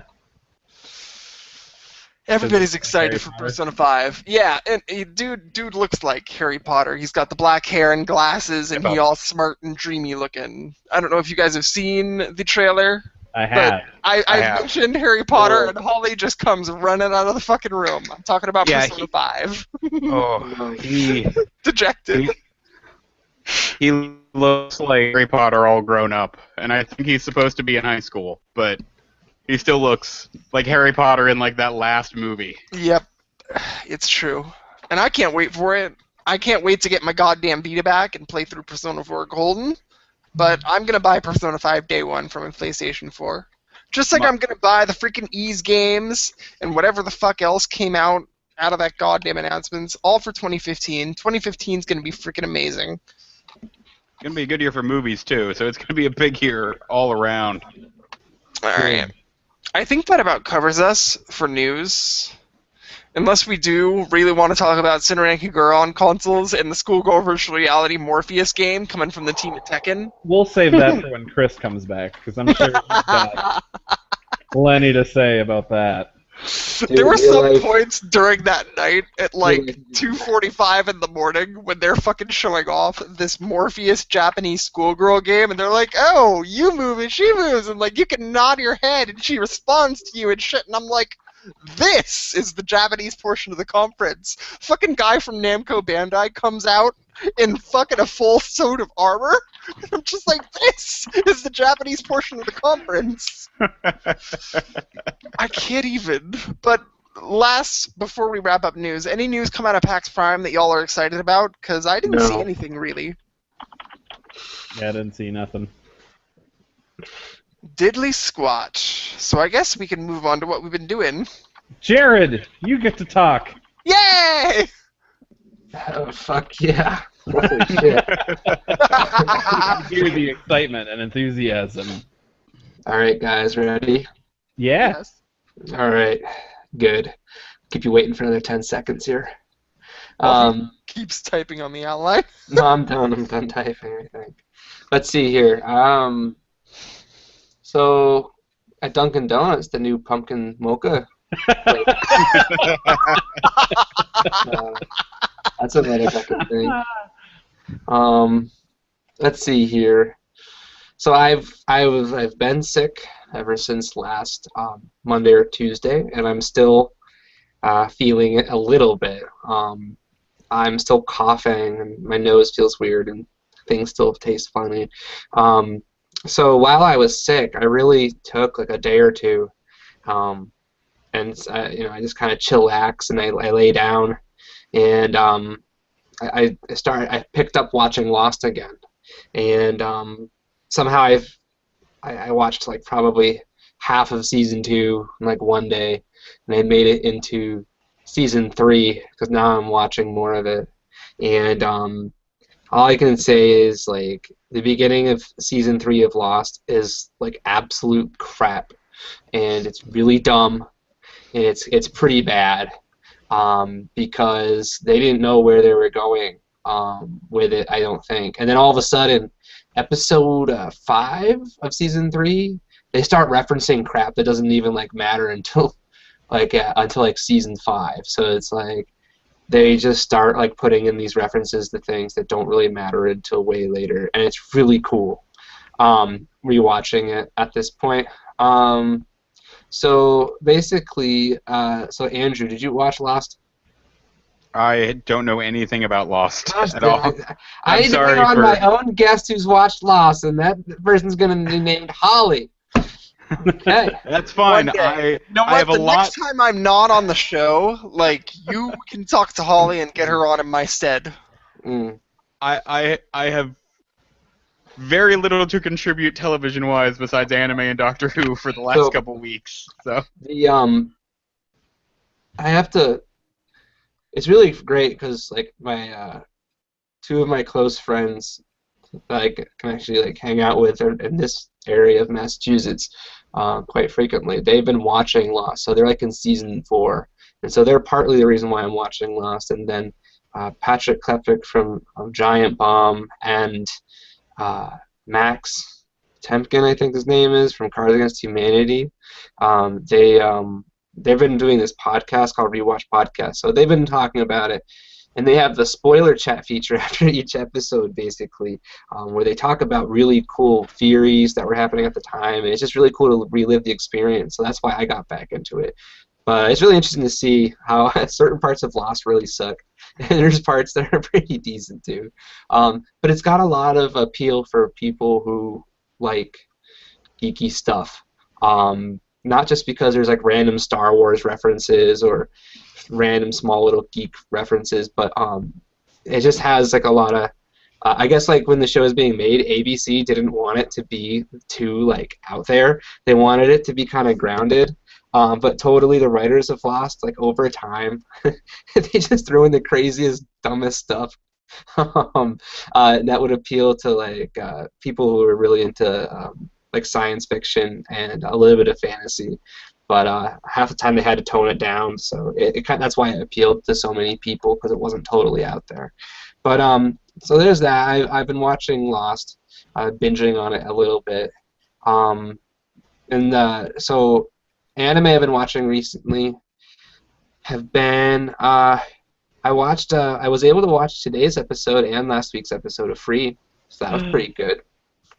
Good. Yay. I Something didn't good. get a chance to watch this week's.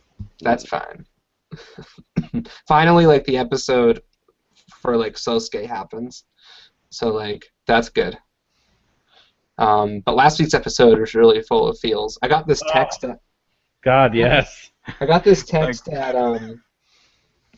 let's see what time it was this morning. It was like 7 in the morning, or something like that. Yeah, it was like 7:30 in the morning. I got this text from someone that I went to on the Japan trip with, and she types in it. She must be watching the episodes like 1 week after they air. She's like, so many feels. My heart dropped when Haru was swimming. I'm like, oh God, 7:30 in the morning. But I slept through it. But yeah, it was great. I Totally dropped what I was doing when that happened. I was like, what is going on? Serious business. For a series that's not like written or based off of anything, way too good. Like, it's kind of crazy that these people are doing a really good job, because half the time they can't. Like, it's KyoAni that makes this, right? I think. Yeah, that's right. Because like some of their stuff is whatever, and then some of it's like really good. So, yeah, it's just really good writing. Let's see. So Aldnoah.0. Randy, are you caught up? I did watch I'm all caught up, so yes. And Andrew, do you watch this? I do. I'm like 1 or 2 episodes behind because I just started catching up on simulcast today, so I was able to do Free, Love Stage, and the one simulcast that I am ashamed of. But I really am enjoying Aldnoah.0, which is weird because I normally don't like mech anime. But it's like it's so good it kind of transcends my dislike of the genre. I have an interesting. There's this podcast out there that I was listening to from randomcuriosity.com. They do a podcast once every about 3 weeks or so, and they were talking about Aldnoah Zero, and there was some discussion on how Aldnoah is kind of feels Western, how it has a big Hollywood popcorn movie feel to it, and that might be the reason for why it's like resonating as a really good entertaining show, at least with people.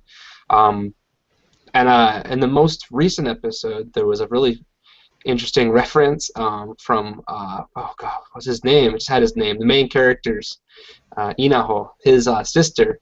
I guess only his sister can read his emotions on his face. Yeah, that was good. I'm glad they finally addressed the fact that this kid has zero emotional response to anything. I really like him. He's like if Shinji was competent.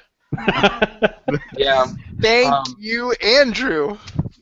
but He is one of my favorite parts of the show. Is just like how capable he is. my so yeah, there's that. I think this most recent episode was like decent. It wasn't like totes balls on the walls type shit, but it was definitely pretty good. And then it keeps on. It's gonna keep rolling here. I'm pretty sure for like another core, so another like 13 episodes, because we're actually kind of getting close to the end of the summer season. Because if this was free episode 9 or 10, then there's only a couple more left. Then Noah's almost halfway done, and blah blah blah. So basically, yeah, Noah totally there. And Sword Art Online. Andrew, do you watch that? I watched the first season. I'm sorry, I'm sorry, I'm not able to go back and forth with you with these shows. But No, I'm just testing the waters here because I don't know what you've been watching or not. okay, I did watch the first season, and I didn't like it enough to continue with season 2, especially after hearing the premise for season 2 that it was much more like gun heavy and much more like modern shootery. So basically, all I'm going to say on Sword Art Online 2 is the fact that they're trying to deal with post-traumatic stress, and it's so dumb because I don't think they know how to do it. There's the main character, the girl Sinon. Her post-traumatic stress is interesting, but Kirito's is just like the dumbest written crap ever because it just comes out of nowhere because it's post-traumatic stress from the first game, and like it was never referenced in like the first season or anything, like so it doesn't even matter. And so in this second season they're playing heavily off of it, and he's like freaking out in this Gun Gale Online game, and like literally just freaking his shit out, and then nothing is just dumb. So, but it's still, I'm still watching it because I feel like I have to watch this show. Anyways, there's that. Blue Spring Ride is still a decent romance show. It's been a lot of fun, so I'm always gonna plug that. Glass Slip is still not so hot. Not going anywhere, and it's ending soon. But they're promoting that show like it's a big deal. But I don't know. Maybe Japan likes it more, but I haven't seen too many people who have been like totally into it. And then Terror and Resonance. Sean, are you caught up? Yes. So, have you seen Death Note, John? No. There's people who are starting to say that Terran Resonance has a vibe of Death Note. Should I watch Death Note? Yes. Probably. You'd probably really like it for reasons that I'd pick on you. Crunchyroll. Yeah, I agree. Randy? Netflix. Netflix are super cheap DVD sets. Yeah. Because it came out a couple years ago. The DVD sets are like $20 a season. So yeah, definitely. So because the vibe and the mood and stuff sometimes in Terran Resonance is kind of resemblant to Death Note, especially the way that they name characters and Terran Resonance. But yeah. So speaking about Noah, the soundtrack is coming out soon. Actually, it's coming out September 10th. And I'm thinking about grabbing it. The main OST, which I guess has the background music on it, is going to be $30 through CD Japan, so you can order it there. But if you want the opening theme and the opening theme from Calafina, which has grown on me a lot, that is coming out on a separate disc for $11. And then also the outro theme, which there's multiple ones. Yeah. I don't know what they're doing. Like the track listing is kind of vague, but it's out there. The track listing's out there for the ending theme one, but there's like a couple songs on it, and I can't tell if the one that I'm really into is on that. But that one's like $11 as well. Both Which the opening one of your outro songs do you like the most? Cry or which one animation-wise? Which one do they show to that one? It's the cockpit, the green computer. Yeah, that's my favorite one too. I've actually been blasting that in my car from YouTube rips, and I'm liking it enough to maybe want to buy it.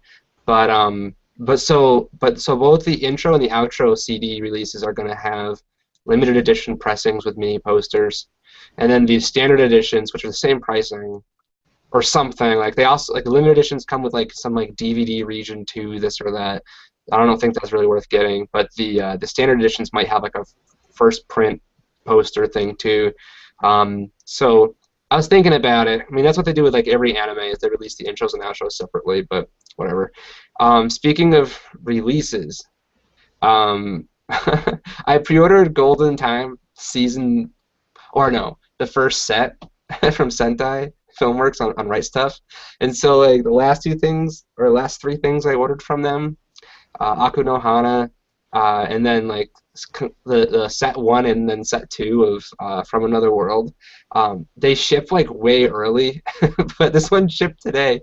The street date for Golden Time is September 30th, and it shipped today, so 27 days early. Wow. So Wow. that's gonna arrive like within a week, and then I'm I gonna wish have it. Nintendo would do that shit sometimes.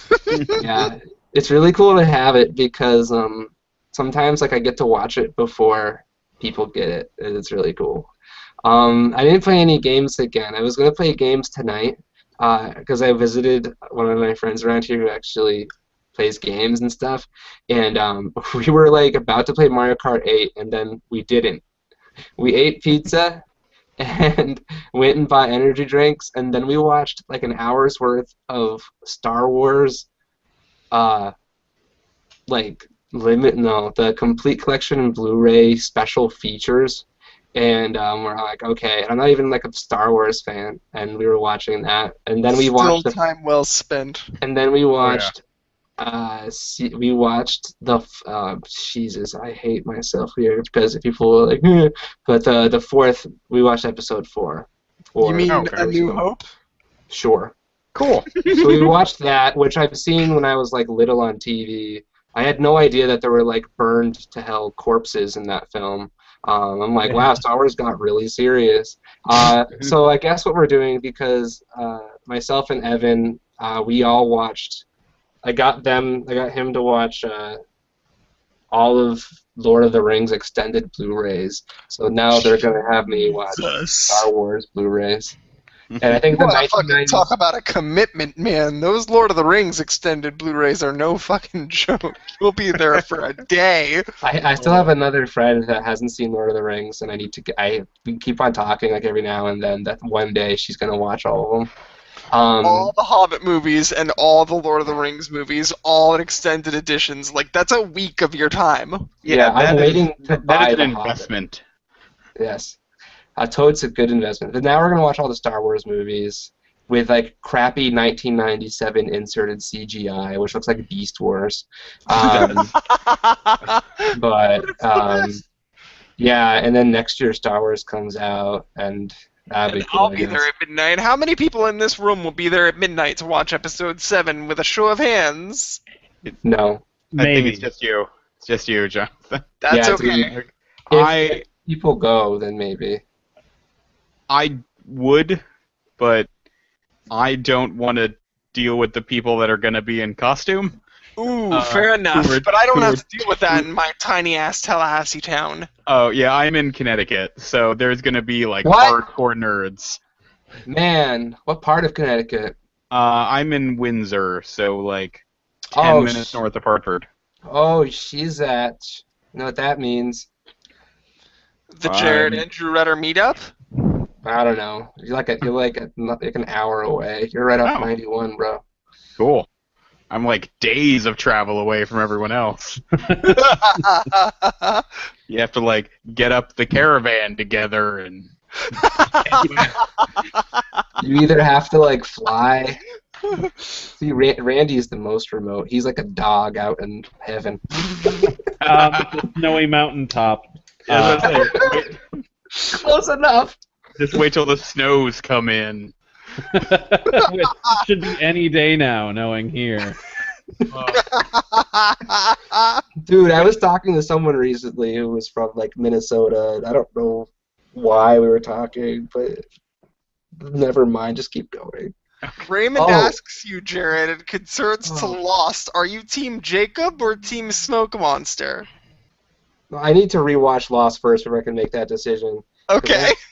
Because I I'll don't- come back with you for a decision for Holly, Raymond. I promise. right now I'm in the middle of like the arc where it's like, are you Jack X Kate or Sawyer X Kate? And I'm more of a I don't give a crap on that one either. I'm more of a Juliet fan. This is where we are right now in the series. So like Seeing that smug dog at the bottom of the screen while we no, talk about I this. only have that dog on my screen. I just look at him and I'm like, guys, this is Wolfram in the flesh. I talked way too much for once. I'm pulling a John. No, I enjoy That's it. great. That's great. Listen, Thanks. we can all talk to our heart's content. This is our motherfucking show. We can run however we want. This is our motherfucking talk. Oh, I'll say one more thing. I finally got my my Chocobo lanyard from Kinokuniya on my phone, and I don't know how I feel about it on this phone, but it seems to be pretty cool, I guess.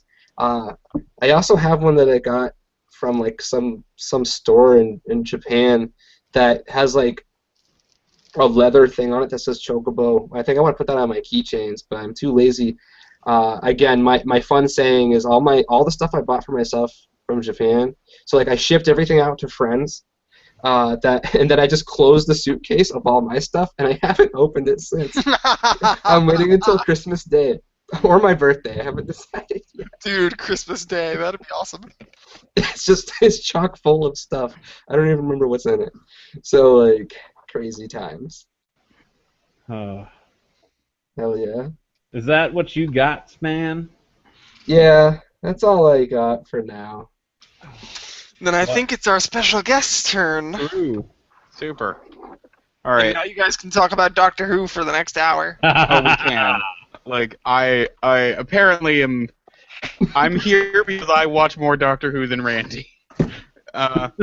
So I spent most of the last week watching the last couple classic stories that I hadn't seen, which were 3 Second Doctor, a fourth, and a first. And Old school. at this point, I have seen or listened to every single Doctor Who episode. So 50 years of Good television. Yep. Lord. 34 seasons. You, sir, are dedicated. Yeah. Dedicated to a level that I cannot fathom. There's a reason I don't buy many other things. That I have an entire bookshelf of Doctor Who DVDs because of how they were not released in season sets for the old show. Nope. It was by story. So I'll talk about video games in a second, but Classic Who, I did the Moon Base and the 10th Planet. The 10th Planet is the first Doctor's last episode, which is the first regeneration ever. And the Moon Base and the 10th Planet are both interesting because a lot of the old Doctor Who episodes are lost. Like, the BBC destroyed their archive. So any episodes from the first and second Doctor we have were recovered from different stations or from, like, people that had bought them or people that had, like, brought them home from work and forgotten about them. Yeah. But 10th Planet and the Moon Base are both missing chunks. So what they did, because they had the audio but not the video, is they animated the missing episodes. Wow. Yeah, and it's not, super expensive, flashy animation, but it is Right. there, and Right. it's really cool. And the same studio has done like 5 or 6 different serials like that, where they animated the missing pieces, so that we have it in its entirety and you can watch it.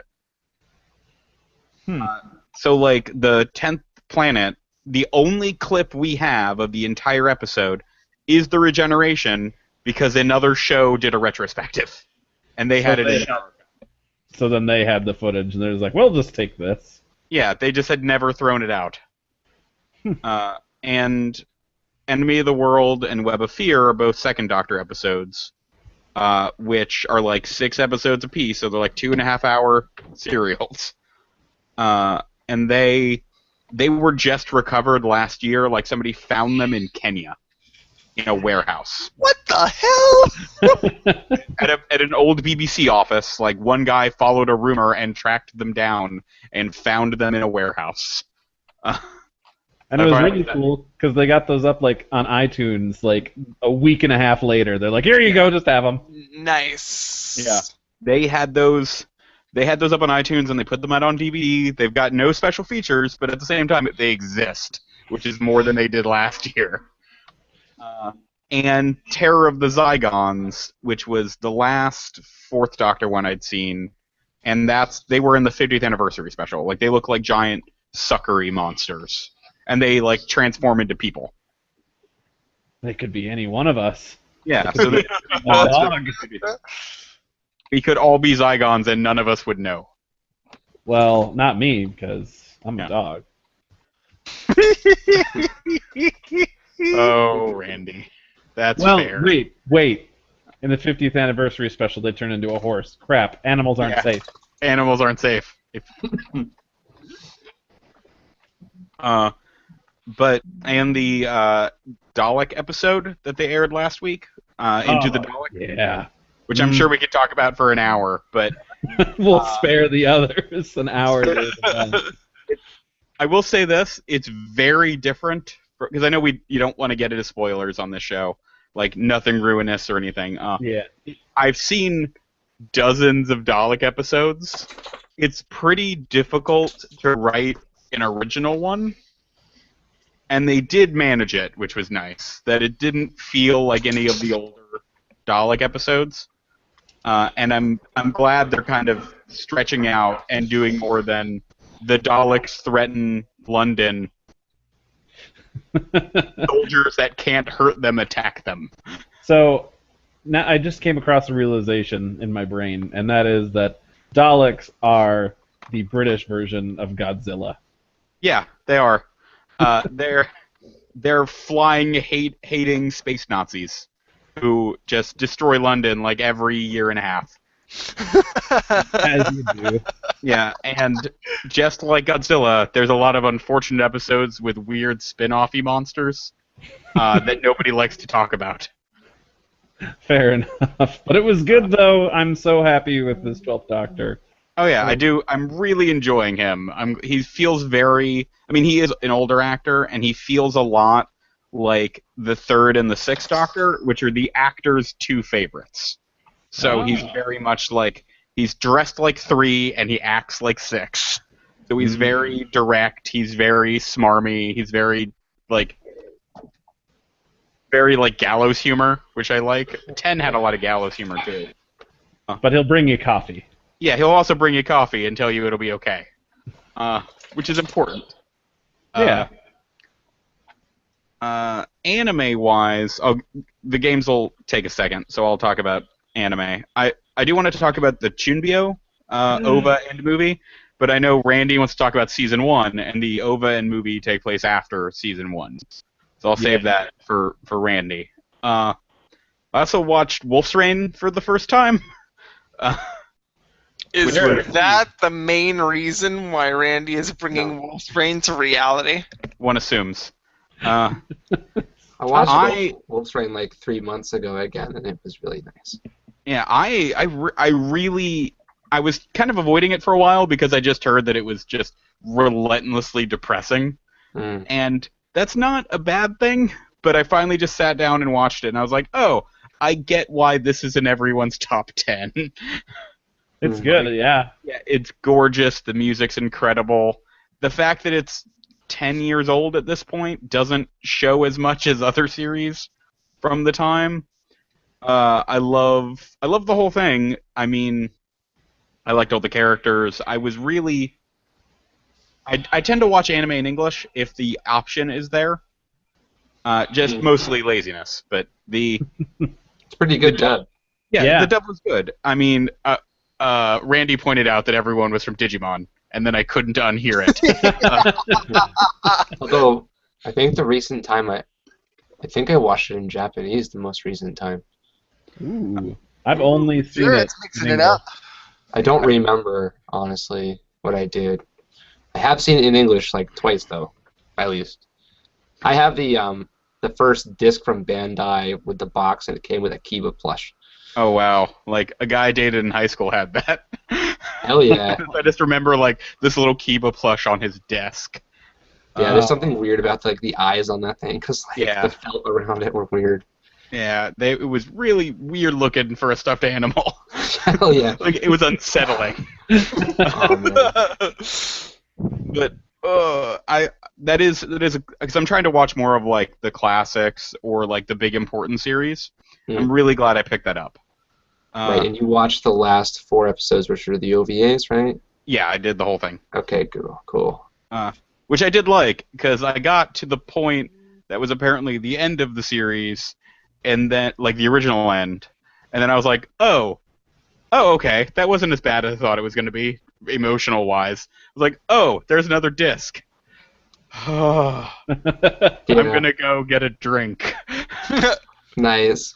Yeah. And then I did the last 4 in like one chunk, and then like I had to go have a melancholy walk. Yeah. Just to recover.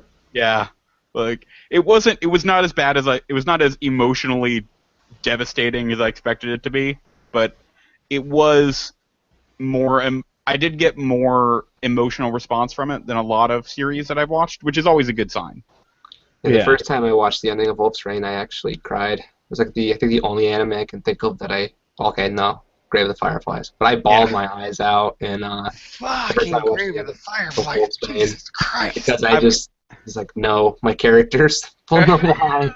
I also watched it as it aired on like Adult Swim, so like it was 30. It was like 30, like 26 weeks of investment, and then I just cried. I did it in like 4 days.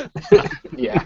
But I mean, there's 4 or 5 anime that have made me cry. One of which is pretty recent, so it's not just like stuff I watched in high school. And it's Chunbyo, which Randy and I will talk about in a second. Oh gosh darn it! See, now you guys keep talking about it, and I've never watched it. So.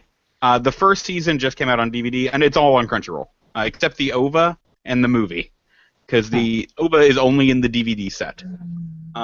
Well then, I have the DVD set, so I'll be watching some anime soon. Oh yeah, Chunbyo is one of the few, I guess, franchises at this point, because it's 2 seasons, an OVA and a movie, that I think doesn't lose its quality at any point.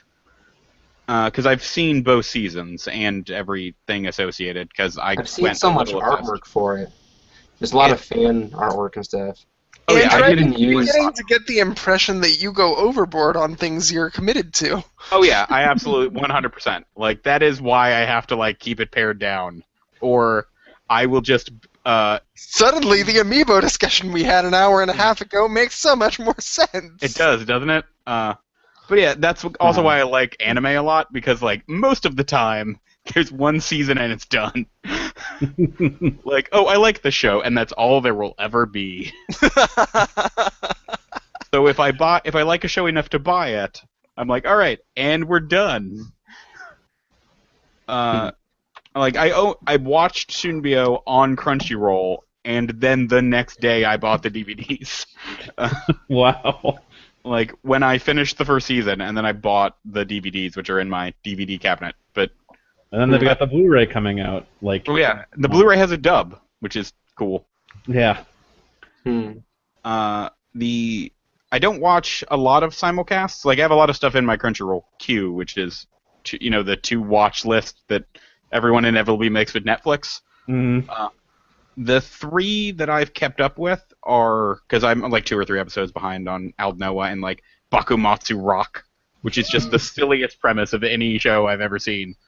It's like hard rock musicians fighting against government-sponsored pop music at the end of the Edo period. Yeah, so in the like 1800s. Yeah, so it's like if Rurouni Kenshin was a hard rocker with a guitar, and he was fighting, instead of fighting like government thugs, he was fighting pop stars, and every time he got like really into the rock, all his clothes flew off.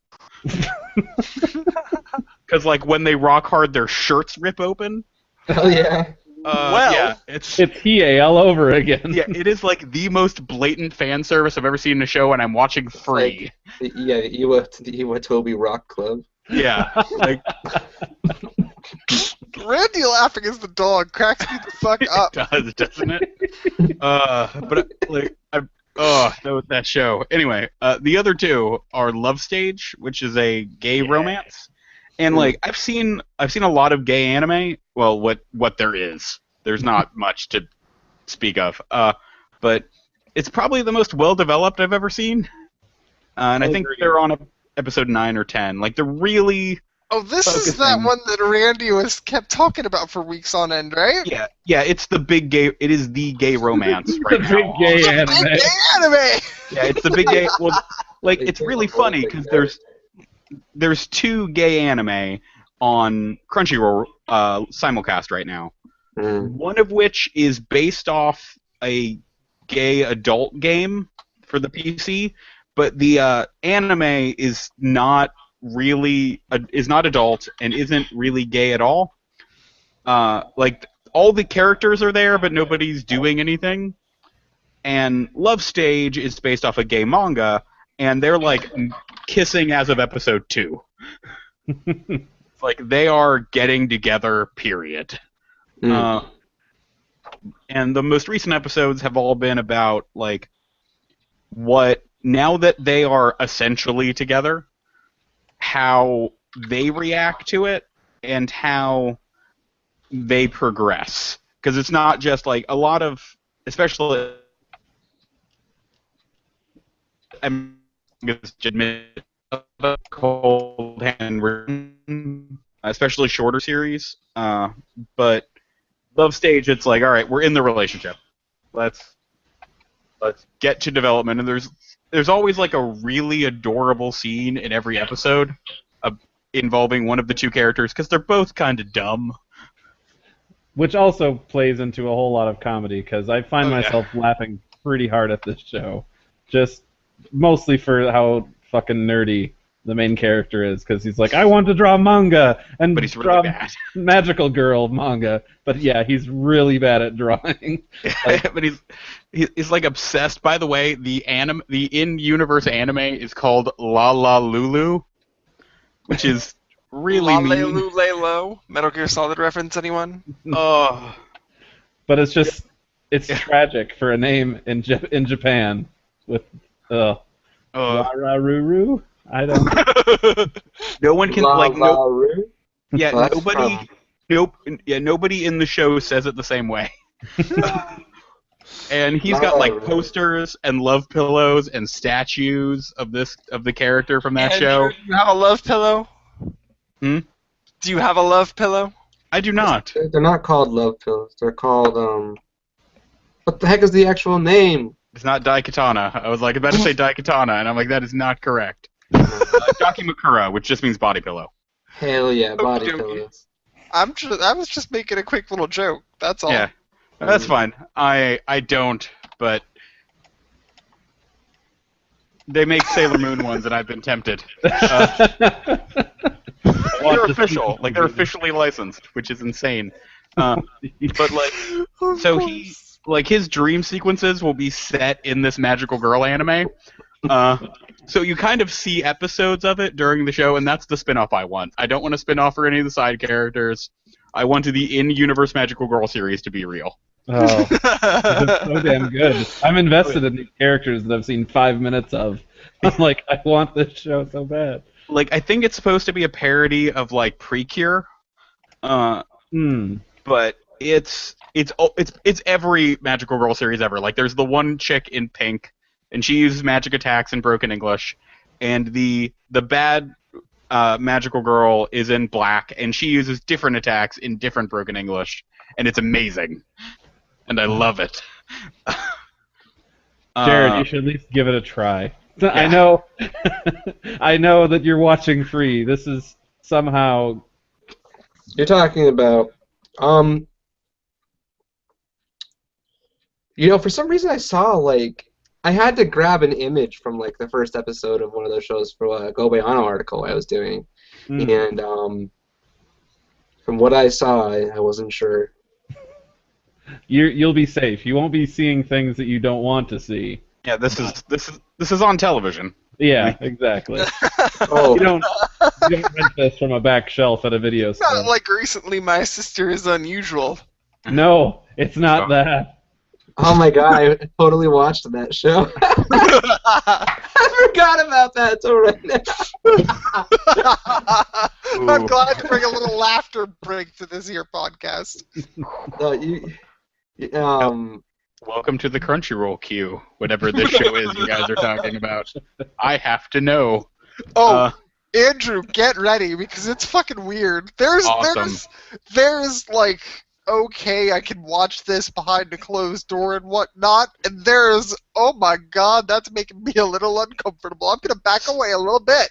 Super. To the Crunchyroll queue you go. That's what I want. But yeah, the other... Because Randy and I talk about Love Stage enough as it is. True, very true. Can't keep these people here all night, folks. Yeah, I'll do 2 more things real quick. I played a little bit of Mario Kart 8 with like downloading getting the DLC stuff, which included like a bunch of Yoshi skins. Yoshis. Besides that, the only game I've played in the last week is Tales of Xillia 2, which is basically what if we took the first game, reversed it. So rather than starting on a world of magic and going to a world of technology, you start on a world of technology and everything goes bananas. Because like a couple hours in, it turns into Final Fantasy 13-2. Like the battle system is almost identical. Most of the characters are still there. Like the new characters are related to characters from the first game. Yep. There's a what is his name? Ludger is the main character. He's a silent protagonist, but not really. He just doesn't have that much spoken dialogue, and everything's kind of a moral choice, but not good or evil. It's, am I good and kind of an asshole, or good and nice? Because it's still, the story doesn't, I don't think the story changes that much. You just get more affinity with your party members and that sort of thing, depending on your choices. It's, like, to give you an idea of where I am right now, I'm in a parallel timeline trying to force it to collapse so I can get back to my timeline. Jeez. Sounds like you're playing Chrono Cross. Yeah, it reminds me a lot of Chrono Trigger at the same time. Because I haven't played Chrono Cross, but just alright, go out, fix shit. You can come back when you're done. I do like that. And all the characters, because it's set a year after the first game, and all the characters have completed their character arcs from the first game and have evolved as people, so they still have the same personalities, but they're more mature in everybody across the board, which is nice. And there is Randy, one... if you liked Tales of Xillia, from what I played at E3 and what I've heard, pick up Tales of Xillia 2 as soon as possible. Oh, yeah. I want it ASAP, but I need to save up to get that super awesome collector's edition, because of course they still have more copies available. Oh, yeah. Of course they do. And don't forget Bayo 2 and everything else coming out in Q4. At least that's only $60 and not $130. So much stuff. So much stuff. This Christmas is gonna suck. Yeah. Or be awesome. So I said this last week when I was like delirious in the podcast, but I have so much stuff pre-ordered for anime in the holiday season. I'm crying. So like games and anime. Let's all have a cry. Between the fucking amiibos and new 3DS systems and anime and Xillia 2 and releases. God, our wallets, man. This is my I'm not going to have a savings account anymore. It's all going to be gone. So you know, much I sometimes the wonder, next couple months. because like I don't know about you guys, but like I don't. From friends maybe, but from family, I don't get like any of this geek stuff for Christmas, so I just have to buy it for myself. Oh, hell no. I don't get like, am I gonna fucking tell my parents about like fucking get me Fantasy Life? No. Oh, see, like my dad watches anime, but he watches like dadime, so stuff like does it have robots or Ghost in the Shell? Like then he'll like his most recent show is like Girls und Panzer. Oh, there you go. Big shout out. Deco just had a mini heart attack. Big shout out to Deco. So my dad will occasionally, like, when there's an anime sale or something, be like, "Oh, this is pink. Andrew will like that." I can't believe you watch Girls on Panzer because it's just like moe tanks, man. Yeah, he has it's tanks. Like, that's what it took. He was like, "Those tanks are screen accurate." Yeah, I'm sure that's why you're watching it, Dad. You need to like direct him to like Deco's articles and stuff because like he was like history intense with like what the tanks were from and Well, yeah, history. that's like my dad was like that talking to me about it. So, like,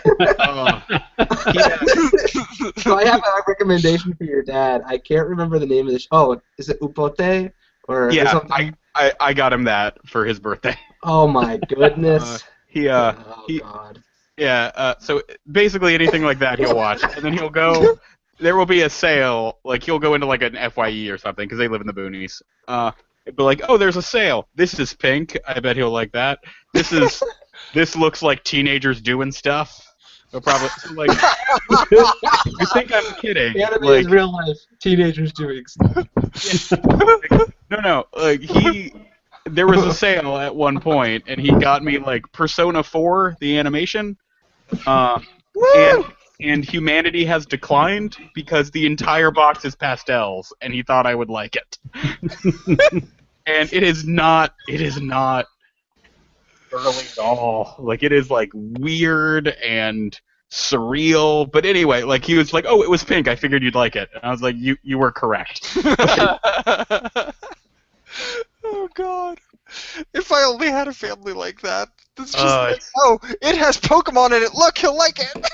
Yeah, that's basically what my dad does for anime. Like, are there swirling cherry blossoms and shining eyes? All right, he'll probably watch it. Because I will. Like, absolutely. Oh God! All right, Andrew. Does that take us to Randy?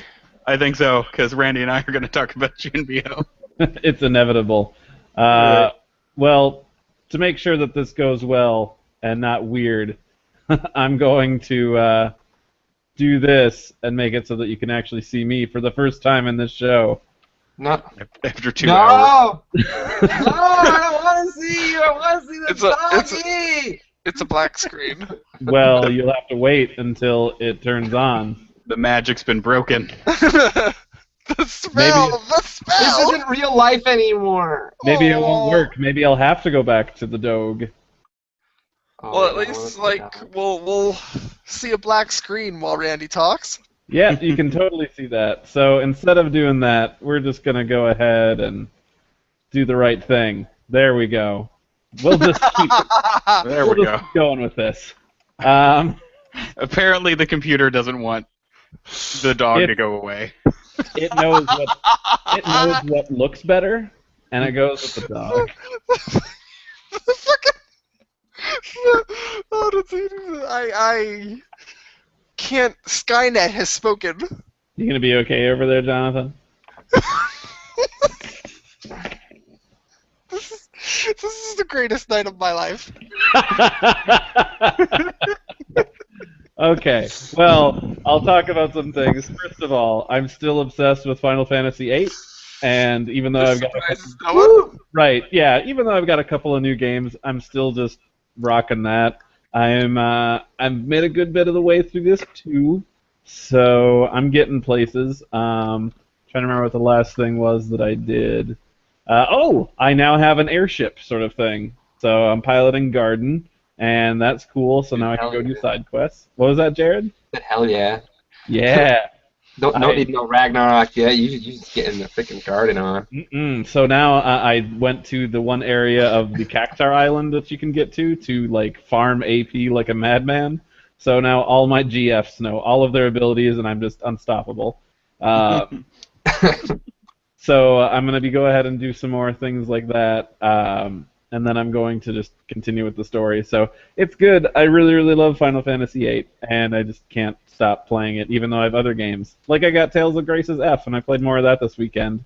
I had like a 7-day drought where I didn't play it at all, but I picked it back up, and the main character, Asbel, he's a really nice guy. He's just made some mistakes, but it's been like 7 years since what happened in the beginning. And every interaction with anybody that he used to know always starts out with, "Oh, hey, it's been so long. Man, what have you been up to?" And they're just like, "Shut up and eat a dick, Asbel." And they just leave. So it's just like, okay. And it's even like people who didn't know him as a kid, like people who just know people who knew him as a kid, are like, you know what, Asbel, go fuck yourself. Yeah, that's all. Seriously. It's just like, wow, this guy does not deserve being shit on this much. And it's just, Dude could not fucking catch a break. I'm Yeah. like, damn.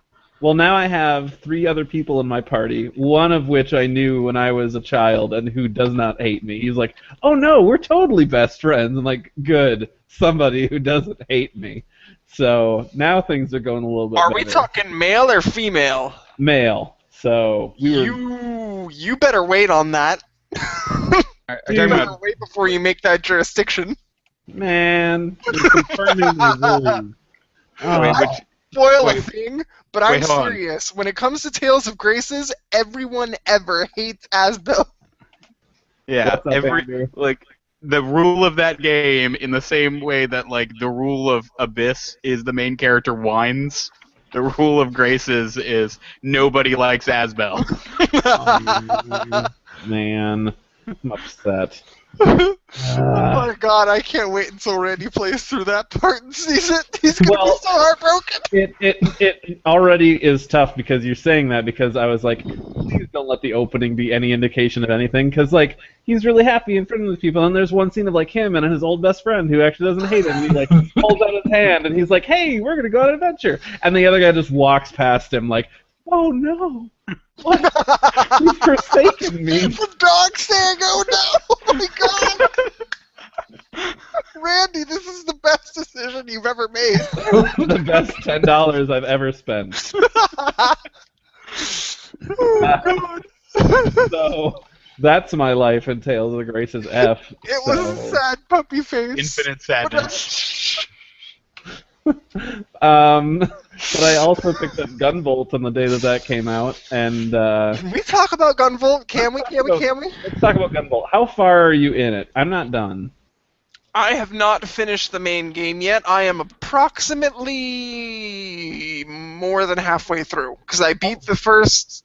Well, I beat the preliminary level, and I've beaten 3 of the robot masters, and the little segment that happens after you beat the 3rd robot I'm master. in the middle of that segment after those first 3, so I just Okay. So those yeah, are I'm a days. little bit ahead of you. Okay, so I'm gonna have to play some more of that maybe tonight before I go to bed.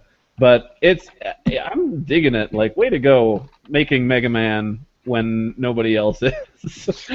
I'm with you, Randy. I dig it, but I really do, at the end of the day, prefer X Rocket because Gunvolt does things, but it's not a Mega Man game. I feel like the electricity is kind of a gimmick. I wish that Gunvolt would do more than shock things. This is my shocked face. Your shocked face. I shouldn't have pulled it up. I made a mistake. That's what she said. Anyway, I'm really enjoying it. No, I mean, don't get me wrong. Fucking fantastic game, but at Okay, the end of the good. day, if I had to pick between one or the other, I would pick Rex Rocket. Okay. And that's because Rex Rocket is, at its core, a Mega Man game with exploration elements. Like, you've got difficult monsters, you've got ways that vary up the combat. I feel like with Gunvolt, I'm just going through the levels, shooting shit until the little circles come around it, and then shocking them with my all-powerful fucking... whatever the goddamn circular thing is Something called. field or- Flash field? Flash field. Yeah, because you fucking shoot an enemy like 3 times, and then little circles pop around the enemy, and when little circles pop around them, you know you can fucking hit them with your flash field. Well, And as soon as you fucking hit shit with your flash field, everything dies.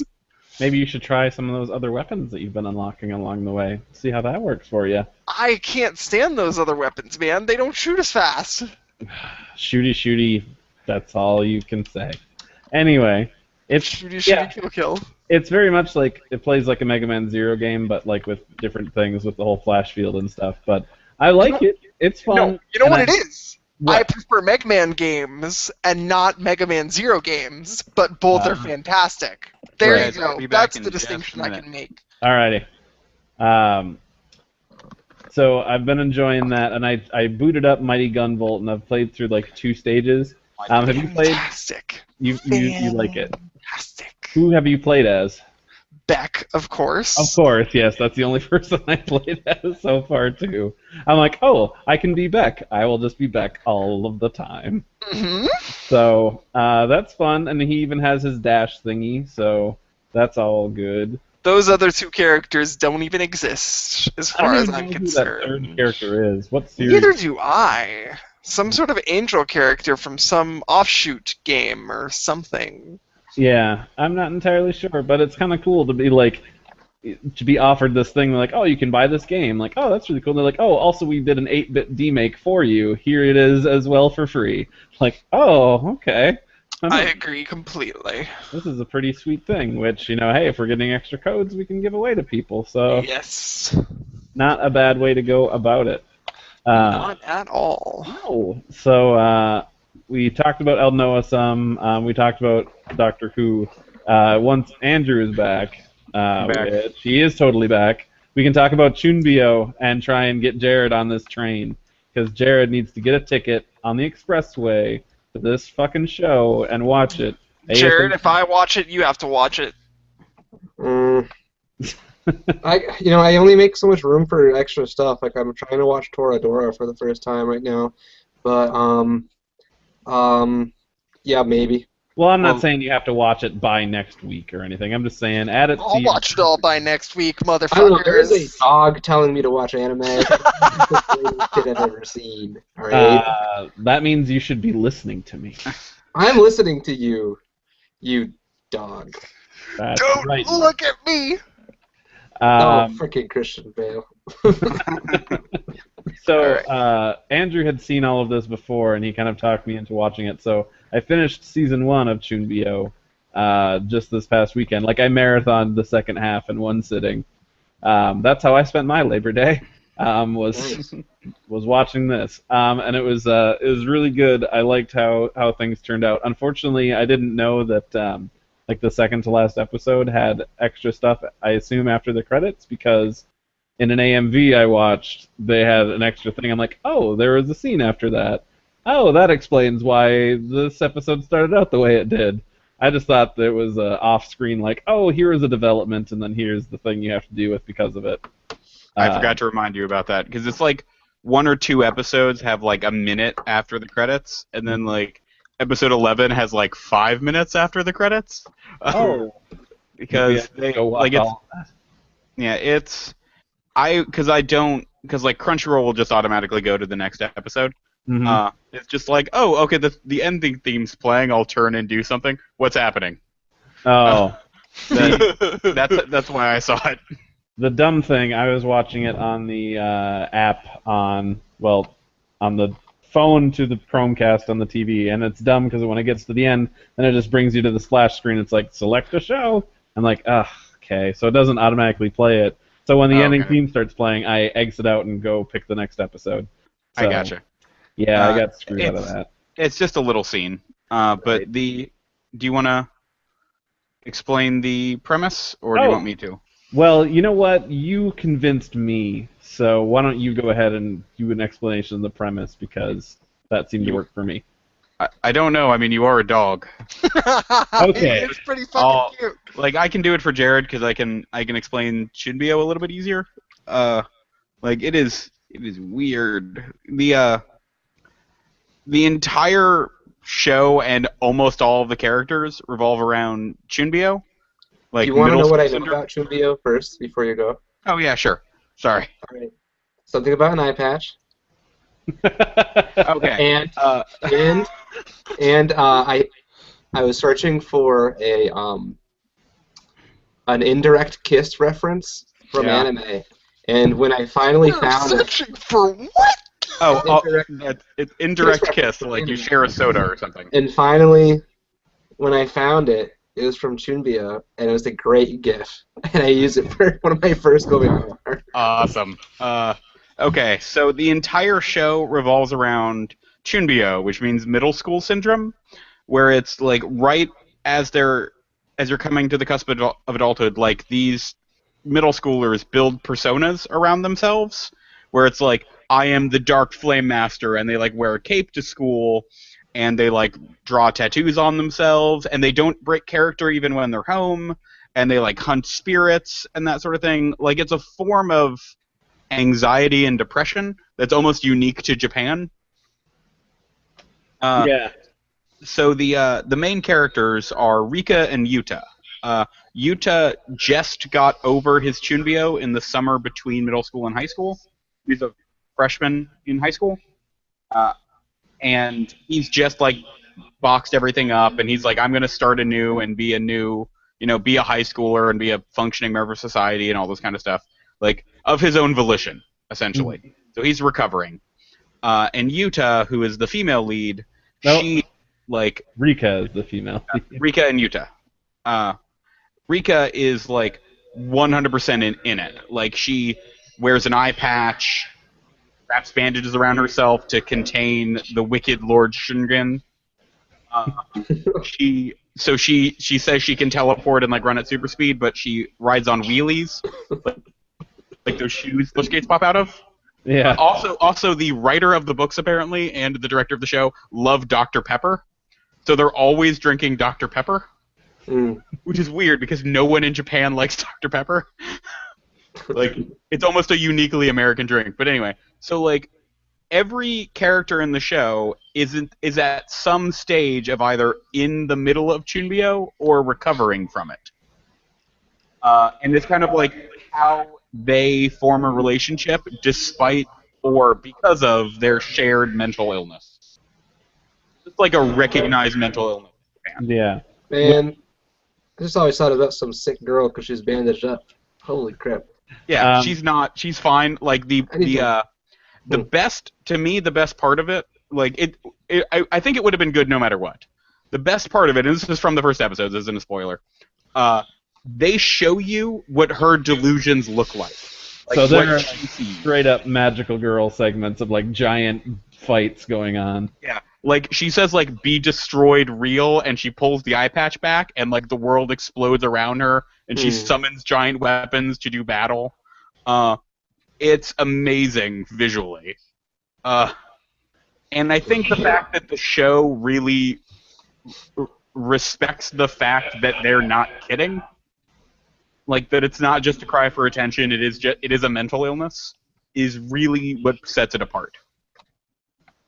Yeah, it's a really good show, and it's pretty heartfelt and also being pretty funny at times. Like yeah, at the end, I was pretty overjoyed for how things turned out, just out of sheer emotionalness. But the characters are really endearing, and they add more and things like that, and they have their whole school interactions and this blossoming romance. It's a really well put together show, so I'm interested to see how season 2 goes, as well as this movie and OVA. You say it's on Crunchyroll, yes? It's on Crunchyroll. I will be watching this ASAP. It's But you won't watch out Noah, John. I'll watch Noah when the whole thing is over. I already told you that. Blah blah blah. Both seasons of Chunbyo are over. The OVA and movie aren't necessary. The movie is mostly recap. It's like a compilation film. But the first 10 minutes and last 10 minutes of the movie are new. And the OVA is set after season 1, and it's a Christmas episode, which is kind of adorable. It's made by Kyoto Animation, the same people as Free. I think that's the right team. Mm-hmm. Yeah, you're right. So it's like everyone, and I didn't, like, I had that weird, like, I'm seeing through the Matrix thing, because Randy's a monster and teaching me about animation studios. Hell yeah. Hell yeah. Yeah, like, everybody has, like, Nagisa's eyes. Like, the studio does, like, the cute little round eyes. Yeah, so they're known for their characters. Yeah, like, everybody looks like that. Yep. But go ahead. Okay. And like season 2 picks up I think a couple months after season 1. Like the movie sets up season 2, but it's not necessary to see. So like what's on Crunchyroll is like that's what I watched first, and then I watched the OVA, which was on the DVD. So give that a go, John. It'll be good times. And then tell us all of your thoughts and your feels. Oh, I shall. But that is the end of my list. So Jonathan, take us out with your list. And I won't talk for half an hour because we've covered a lot of this already. I'm sorry. We're excited. No. This has been a really great show. We've had a lot of offshoots, and it's been really great. And I turned into a dog. You really freaking did. You really did. You're even I've a already dog on talked. Facebook. Well, I mean, I should let you guys know my review for Rex Rocket is live on Game Podunk, and you should all check that out because I originally wrote upwards of over 2,000 words on Rex Rocket, and I skimmed it down, thank God. But Rex Rocket is a really, really fun game at the end of the day, and I'm almost considering it for my indie game of the year, which will put it above Shovel Knight and everything else I've played, because it's really goddamn good. And if you like Mega Man games, in particular, not only the gameplay, but like the world building and characterizations and shit surrounding Mega Man games, in the sense that it doesn't take itself too seriously, give Rex Rocket a spin. For reals. It's really funny. It actually made me laugh out loud at certain points. It's really goddamn difficult, and before you know it, like at the end of the day, your Mega Man skills are improved, so you'll be able to go into a game like Gunvolt a little better off for it.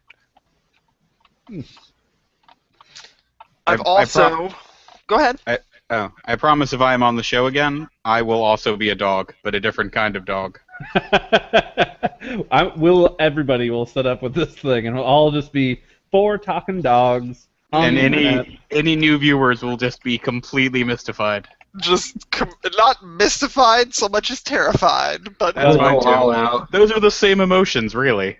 fair I want enough. to get like a skinned model of Bella, and then every time I talk, it just like moves that circular axis on X, Y, and Z in Maya, and just like rah, rah, rah, Bella. Oh Lord. So my week has pretty much been a week of Mega Man or Mega Man-like games. Because I've been playing Gunvolt, I've been playing Rex Rocket, and I've also been playing tons more Geist Crusher, which isn't like Mega Man at all, but it was meant to replace Mega Man in Japan. Mm-hmm. And it didn't go over so well because there is not much to Geist Crusher at all. It does not deviate very far from its combat situations. You have a lot of different weapons to use and a lot of different ways to transform. Half of what Geist Crusher is mashing stuff with like your sword or your sickle or something like that. The other half is when you build up your meter and you can transform into an animal robot thing and mash things as that. So there are a lot of different animals to transform into and a lot of different weapons to use, and there is an RPG system where you can build things up by spending money on them and upgrading things to make yourself stronger. You get money at the end of every mission that you can then use to allocate your equipment. It works like any RPG system should, so it's not very hard to understand even if it is in Japanese. I obviously know what's getting stronger and how it's getting stronger, so like there's elements and certain robots are weak to the other elements and blah blah blah. Like that kind of thing I will explain in much more detail when I write out my import review on Game Podunk. But for now, it's pretty basic stuff. You can indeed play through Geist Crusher in Japanese if you have the means, because it's not hard to understand at all, and the unfortunate flaw with the game is the combat situations just don't vary themselves at all. Like, there are a lot of different enemy types or whatever, but they all fall like butter in the same sense of the way. Like, you freaking slice everything with your scythe. It doesn't matter what it is, it will crumble before you because you are an all-powerful being.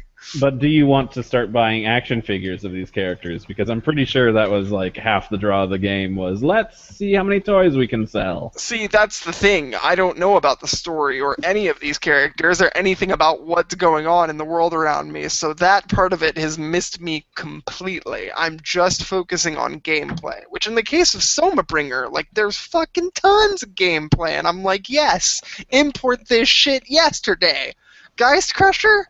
Not so much. I'm calling it middle of the road so far. It is the quintessential treasure game that many people want, so you will have fun with it, but because the situations don't vary at all, it will get old very, very quickly. It's worth $10.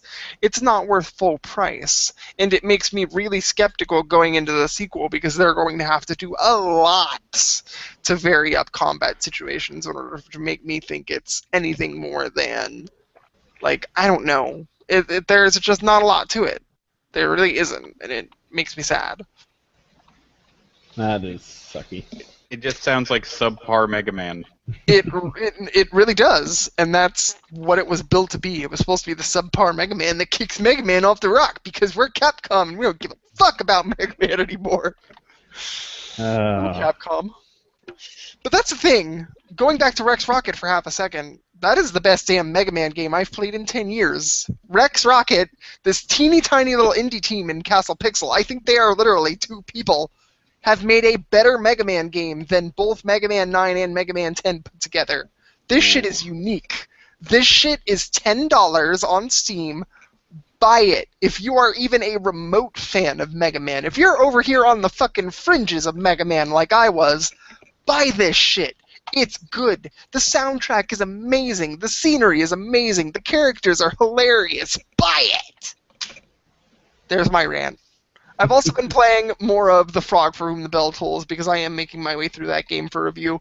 But that has also reached its middle/75% point or whatever, where yes, you do know everything about what's going on, but there's not a lot going on because you're in like the next few bits of story, like building everything up. So like there's nothing driving you forward besides these weird puzzles and things to go through, and you're transforming into a frog and into a snake, and you're going over water, and frogs can't fight, so don't run into that fish in the water, oh god, you're gonna die, and things like that.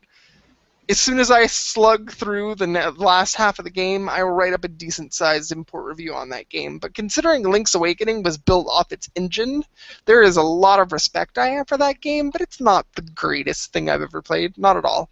It's a solid maybe 7.5-ish. So just play the Link to the Past or Link's Awakening instead because it's a version. Right. And I do wish that they would localize A Frog from the Bell Tolls so it can be exposed to more people and more people can see this sort of experimental gameplay that game tried to pull off.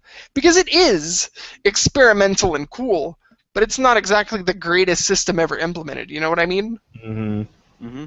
There are plenty of good games like that. It's a good game. It's as good as like frickin' Yoshi's New Island, or things that are a decent attempt at something, but not necessarily the greatest attempt ever. You know what I mean? Oh, show. So I guess that's my tiny little list and my tiny little rant. Buy Rex Rocket, god damn it. Buy it! Buy it! I have it open on Steam. We'll see how this goes. Go for it. So, Randy, you want to take us out? Sure thing. First of all, a couple other things here. Deco says that I need to sit, beg, and roll over. Well, you need to pay me a little bit more before I can do that.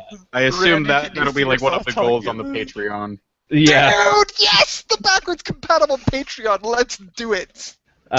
Raymond also asks, Randy, can you see yourself talking on the podcast? Do you mean like, can I see my actual face? Or do you mean like, can I see what the dog is doing? Puppy face. Can you see what the absolutely. Dog is doing? Yeah, Nice. absolutely. Nice. So yeah, I see everything this cute, adorable face is doing.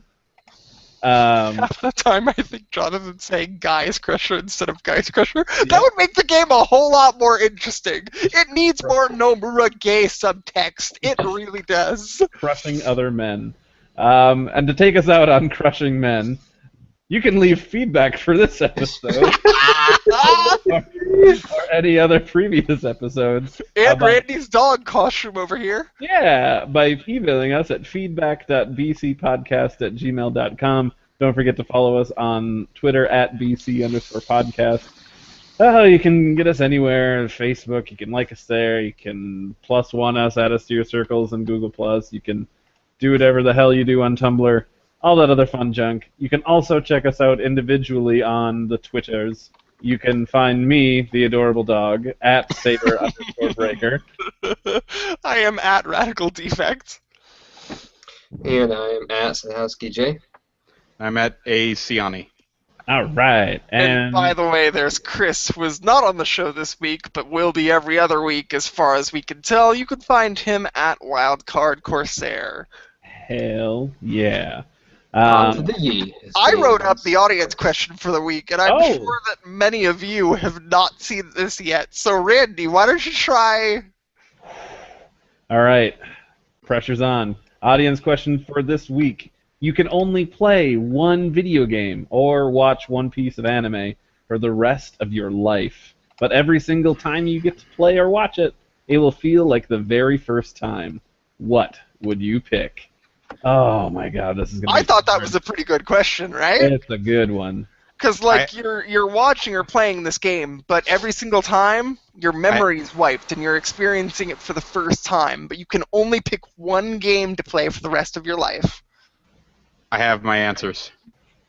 I have some answers, but I feel like they're way too obvious, so I might have to think deeper. We're going to wait till next week, and you can hear what we have to say, ladies and gentlemen. For sure, and we want to hear what you have to say, so hit us up, email, Facebook, Twitter, whatever you want to do. We're here. We love the response to the soundtrack question, by the way. Yeah. And that is, even though Chris is not here, we originally did that soundtrack question to kind of correlate to a contest he's doing. The giveaway for the Muramasa Rebirth soundtrack thingy that he got last week will still go on, but since he's not here to pimp it out, we can't really pimp it out on his behalf, so he'll be back next week to talk about that some more. For sure, but in the meantime, it's late. We all gotta go to bed. I'm sure you guys are tired. Facts. So we're going to call it, and we will see you guys next Wednesday. Thank you so much for Bye! joining. Randy, wave your puppy paw! Have a good one, guys. Bye, everybody. Bye.